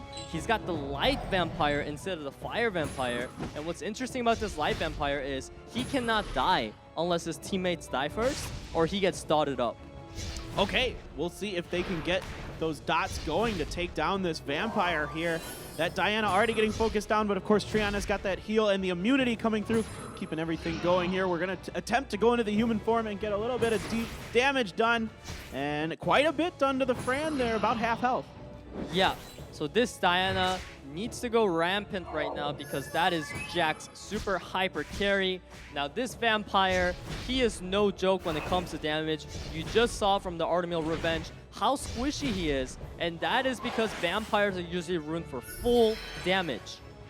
All right, we're still focusing down the Fran here. We want to get her down first, like you were talking about. I mean, we're still putting some damage onto the Light Vampire as well. Gets stunned up a little bit, but he's healed up a little bit as well. And we've got the Water Druid this time for Lest. Instead of, we've been seeing a lot of the Wind Druid, but we've also seen a little bit of the Water Druid. Yeah, these Druids, they are great support units while dishing out massive damage, so they are definitely a good pick in many scenarios. However, this Artemil is just too darn toxic, landing a little too many stuns, too much damage. It just feels like he is the ultimate support, allowing this Diana to do whatever she wants. Yeah, and here we go. The Diana doing a little bit more pew-pew, maybe not getting exactly what she wanted there onto the Fran. The Fran getting pretty low. We're going to heal up with the Triana here, and we have to use the Vanessa passive to bring the Fran back. Yeah, so this Vampire procs right now, dealing a good amount of damage on Diana. However, it is not going to be enough because Jack has so much sustain to deal with any DPS coming out of this Vampire. The Fran resisting the freeze was so huge. You look at how much the match has snowballed off that. Everyone on this team is looking so healthy. Now, the Fran is just gone. It's gone. Fran is down here for Lest. His sustain is taking a bit of a hit here. We're getting the shields up and the defenses going here for Jack. And that Artemil heal, man, that's even worse than Fran. That's like, that actually heals like half amount of the HP. And you can see the, you can see the Diana became full HP, but the Light Vampire damage that we were talking about one-shots the Triana. That is crazy. The Triana just insta-killed here. Now Diana trying to do pew-pew things. Doesn't get all the damage maybe she wanted. She does end up finishing that unit there for Lest. So it is down to it, and in fact, it is Jack taking this game, and that happened so quick there. The monsters just started dying out of nowhere. It just snowballed out of control.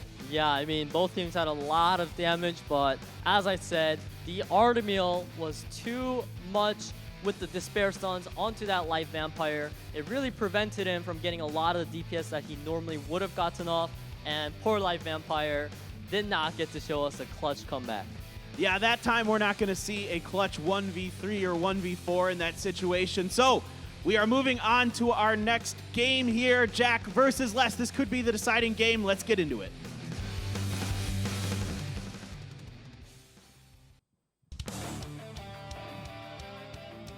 Jack is up 2-0 going into this.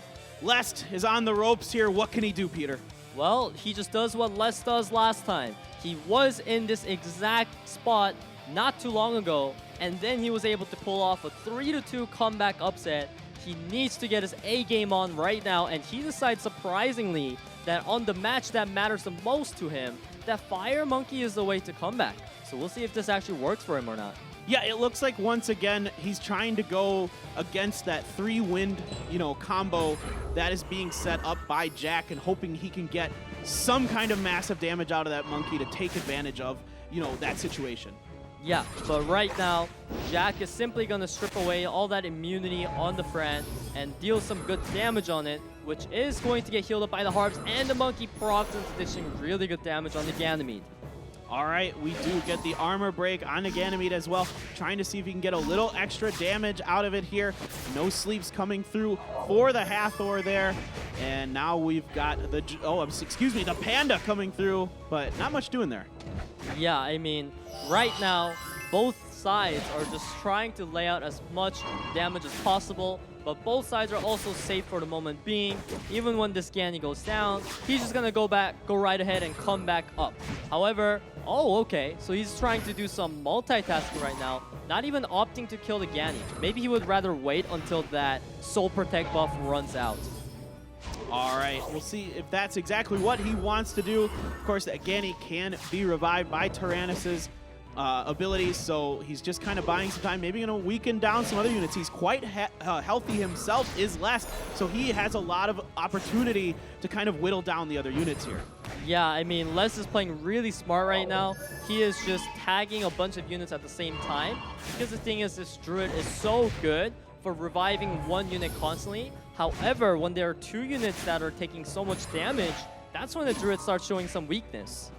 Yeah, exactly. There's only so much this Druid could do, even with the Ventilate from Ganymede. So now you're in a difficult situation. Hathor has gone down. How are you going to prioritize your revives? But a ton of damage coming here onto Fran.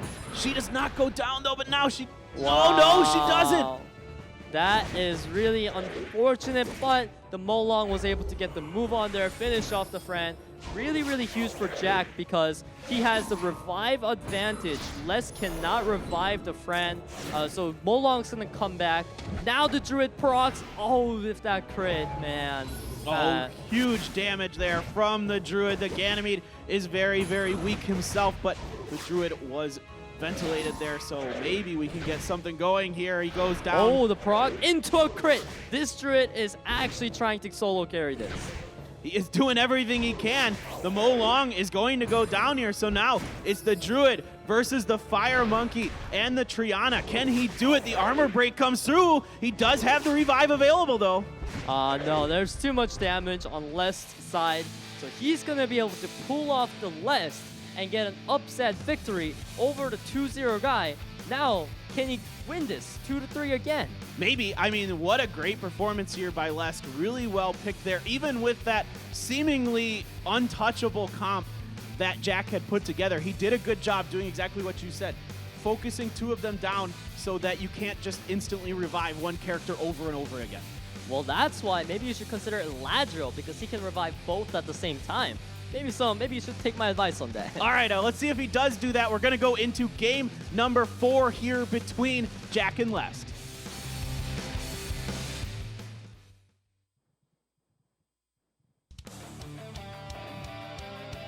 All right, Lest is just going to go right for the Fran first pick. It will be Artemil and Ganymede being picked here for Jack to counter that. Yes, so you see here that the Light Dark Nat 5s are both up for both players, so they went ahead and picked it right away. And Lest right now, he's once again bringing in an interesting unit. This time the Rocky, which is actually a fantastic counter to the Wind Druid, because whatever Rocky kills with skill 3 cannot be revived again, meaning she is the hardest counter possible to this Wind Druid. But let's see if she actually gets to get her damage off. All right, we will find out, and oh my goodness, that Ganymede goes down very quickly. You're getting him low. You don't want to finish him off yet because we could still possibly get him revived here. So we're going to find out if, once again, Lest can make this kind of situation work to prevent these revives. Yeah, so what's really unfortunate here for Lest is his Rocky was not speed tuned. However, even without being speed tuned, she's just gonna go ahead and land that armor break right away. And as you saw, her skill 3 makes a unit unable to revive whatsoever. So Odin was not able to revive off that, and even the Druid cannot save him anymore. Great timing by Lest here, countering this revive comp, getting the death onto it. Wow. And see, it doesn't work. You can't do it. I mean, you gotta do it to transform. I get why he does it, but it doesn't work. No, that was a complete misplay out of him. He should have just gave the soul protected Gyanny instead. I'm not sure if he doesn't understand the mechanic of Rocky because he didn't play it enough. Whatever the case, this Rocky is about to completely stomp on Jack's lineup. I mean, Jack has got to be just absolutely tilted beyond belief right now. He tried something. He didn't quite understand the matchup here. He had this game plan coming into this, and now it is starting to unravel. Yeah, I mean, this Artemiel is just going to get basically blown away because there's an armor break on him. That is the biggest weakness to Artemiel, and that's exactly what Rocky has in her kit as well, which is why she's actually one of my most wanted units, because look at that. She finishes off the Artemiel, cannot revive anymore. This is GG. Yeah, and it will be another game here for Lest. Jack taps out. It's 2v2 once again. We are once again going to a game 5. What incredible matches we are having here today. And neither of these players want to go down. Jack quite literally in game using those revives, but Lest turning it on him, using his own strategy against him. Exactly. So smart from Lest. Super big props to him on that Rocky pick because it literally just won him the whole game. And now, will we get to see Lest pull off the Lest twice in a row? That is what we're all wondering right now. That's what I'm hoping for. In a way, I love seeing those reverse sweeps. Nothing against Jack. I'd love to see him win too. He played so well early on. We are ready for this game number 5. The deciding game of our finals starts now. All right, so here we can see this time the light dark nav 5s were pre-banned. Now Jack gonna go ahead and pick up that Hathor priority pick. Lest answering back pretty standard so far with Fran and Gyanny. Wow, we're seeing a very early Bulwark into play here, meaning Lest would normally like to draft not a lot of buffers into it, but he does pick a Josephine, which is actually pretty weak against Bulwark, and the Fire Lich, which is also weak against Bulwark. So at that point, it's pretty clear that he's gonna ban the Bulwark. There's no way he lets that through, and this time there was no Wind Druid because Jack realized it's getting countered. Yeah, Sierra banned here against Lest. So Josephine looking to get that proc. She gets the provoke there onto that Vanessa, and Fran's gonna get her team buffed up, get that attack and that immunity going for her team there in the counter. Not doing much. Yeah, I mean, this Entrance, he really wanted to get some stuns here. He couldn't get any. However, he does manage to break the shield onto Vanessa, which is going to be really good for him because this guy really wants to take out that Vanessa first. And once he does that and takes out Diana, he can actually just win the game off that. All right, focusing down, the Vanessa is getting stunned up a bit. Her attack is slowed here. The the Fran coming through once again with her buff, trying to focus down the Antares, but not much damage coming through. Yeah, this Entrance is so well ruined because it's dishing out high amount of damage while being that tanky, as you just saw. The monkey barely scratched the Lich. And now Gyanny just going to reset Diana, which is so huge because now she is stuck in that human form, meaning she's going to take a lot of additional damage here. All right, so this is a big moment for Lest here. He's going to try to finish off the Vanessa potentially after using that Fran ability. Of course, you want to use that just about any time it's up. The Vanessa does go down here, and now you've got that Diana in the human form, and she is dangerously low. Yeah, I mean, Diana's definitely going to go down here no matter what, meaning Lest might actually pull off the Lest here. Oh my god, once again with the reverse sweep possibly happening here. Jack trying to do everything he can to hold on, but just the Monkey King and Hathor left. Yeah, I mean, this Monkey King pick, as I have said before, if you want to make him work, you need the proper setup and the right supports to set him up, and he does not have that. Hathor is not what pairs with Monkey. So I believe there's no way for Jack to win this whatsoever. Even with 10 violent procs, he wouldn't be able to win. And he just keeps ventilating the Fran, just not allowing any weakness to be shown here. The Hathor is gone. Lest does the reverse sweep. He wins it 3-2 to win the China Regionals for SWC 2019. And what has gotten into this guy? I mean, twice in a row, just crazy.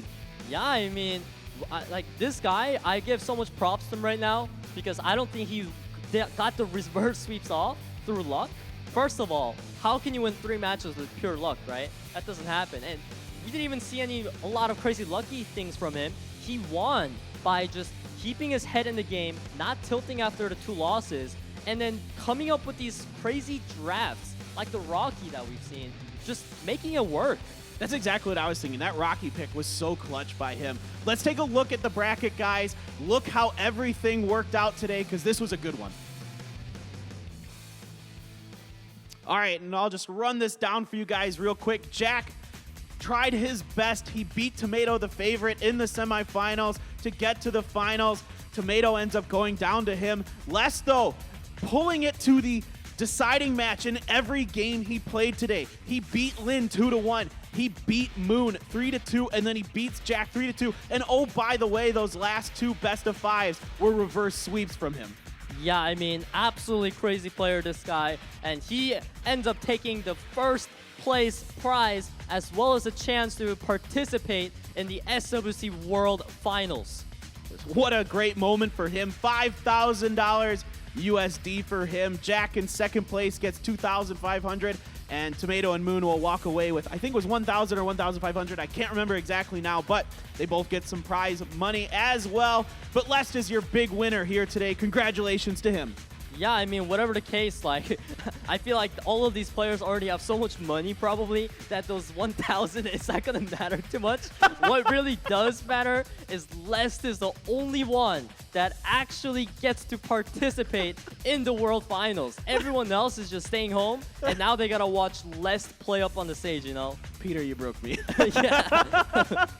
I mean, yeah. Oh, man. Big congratulations to Les, you know, big rip to the rest of them. Yeah, now you can dump another, 5,000 USD into those scrolls trying to get those Nat 5s going for you there. What a great day from him. I was just blown away with those reverse sweeps and all that. What an exciting day here. I thank you guys so much for tuning in. That's going to do it for the China Regionals for SWC 2019. I'm Paper Thin. This is Peter. Join us again. We will be back soon with more Summoners War action.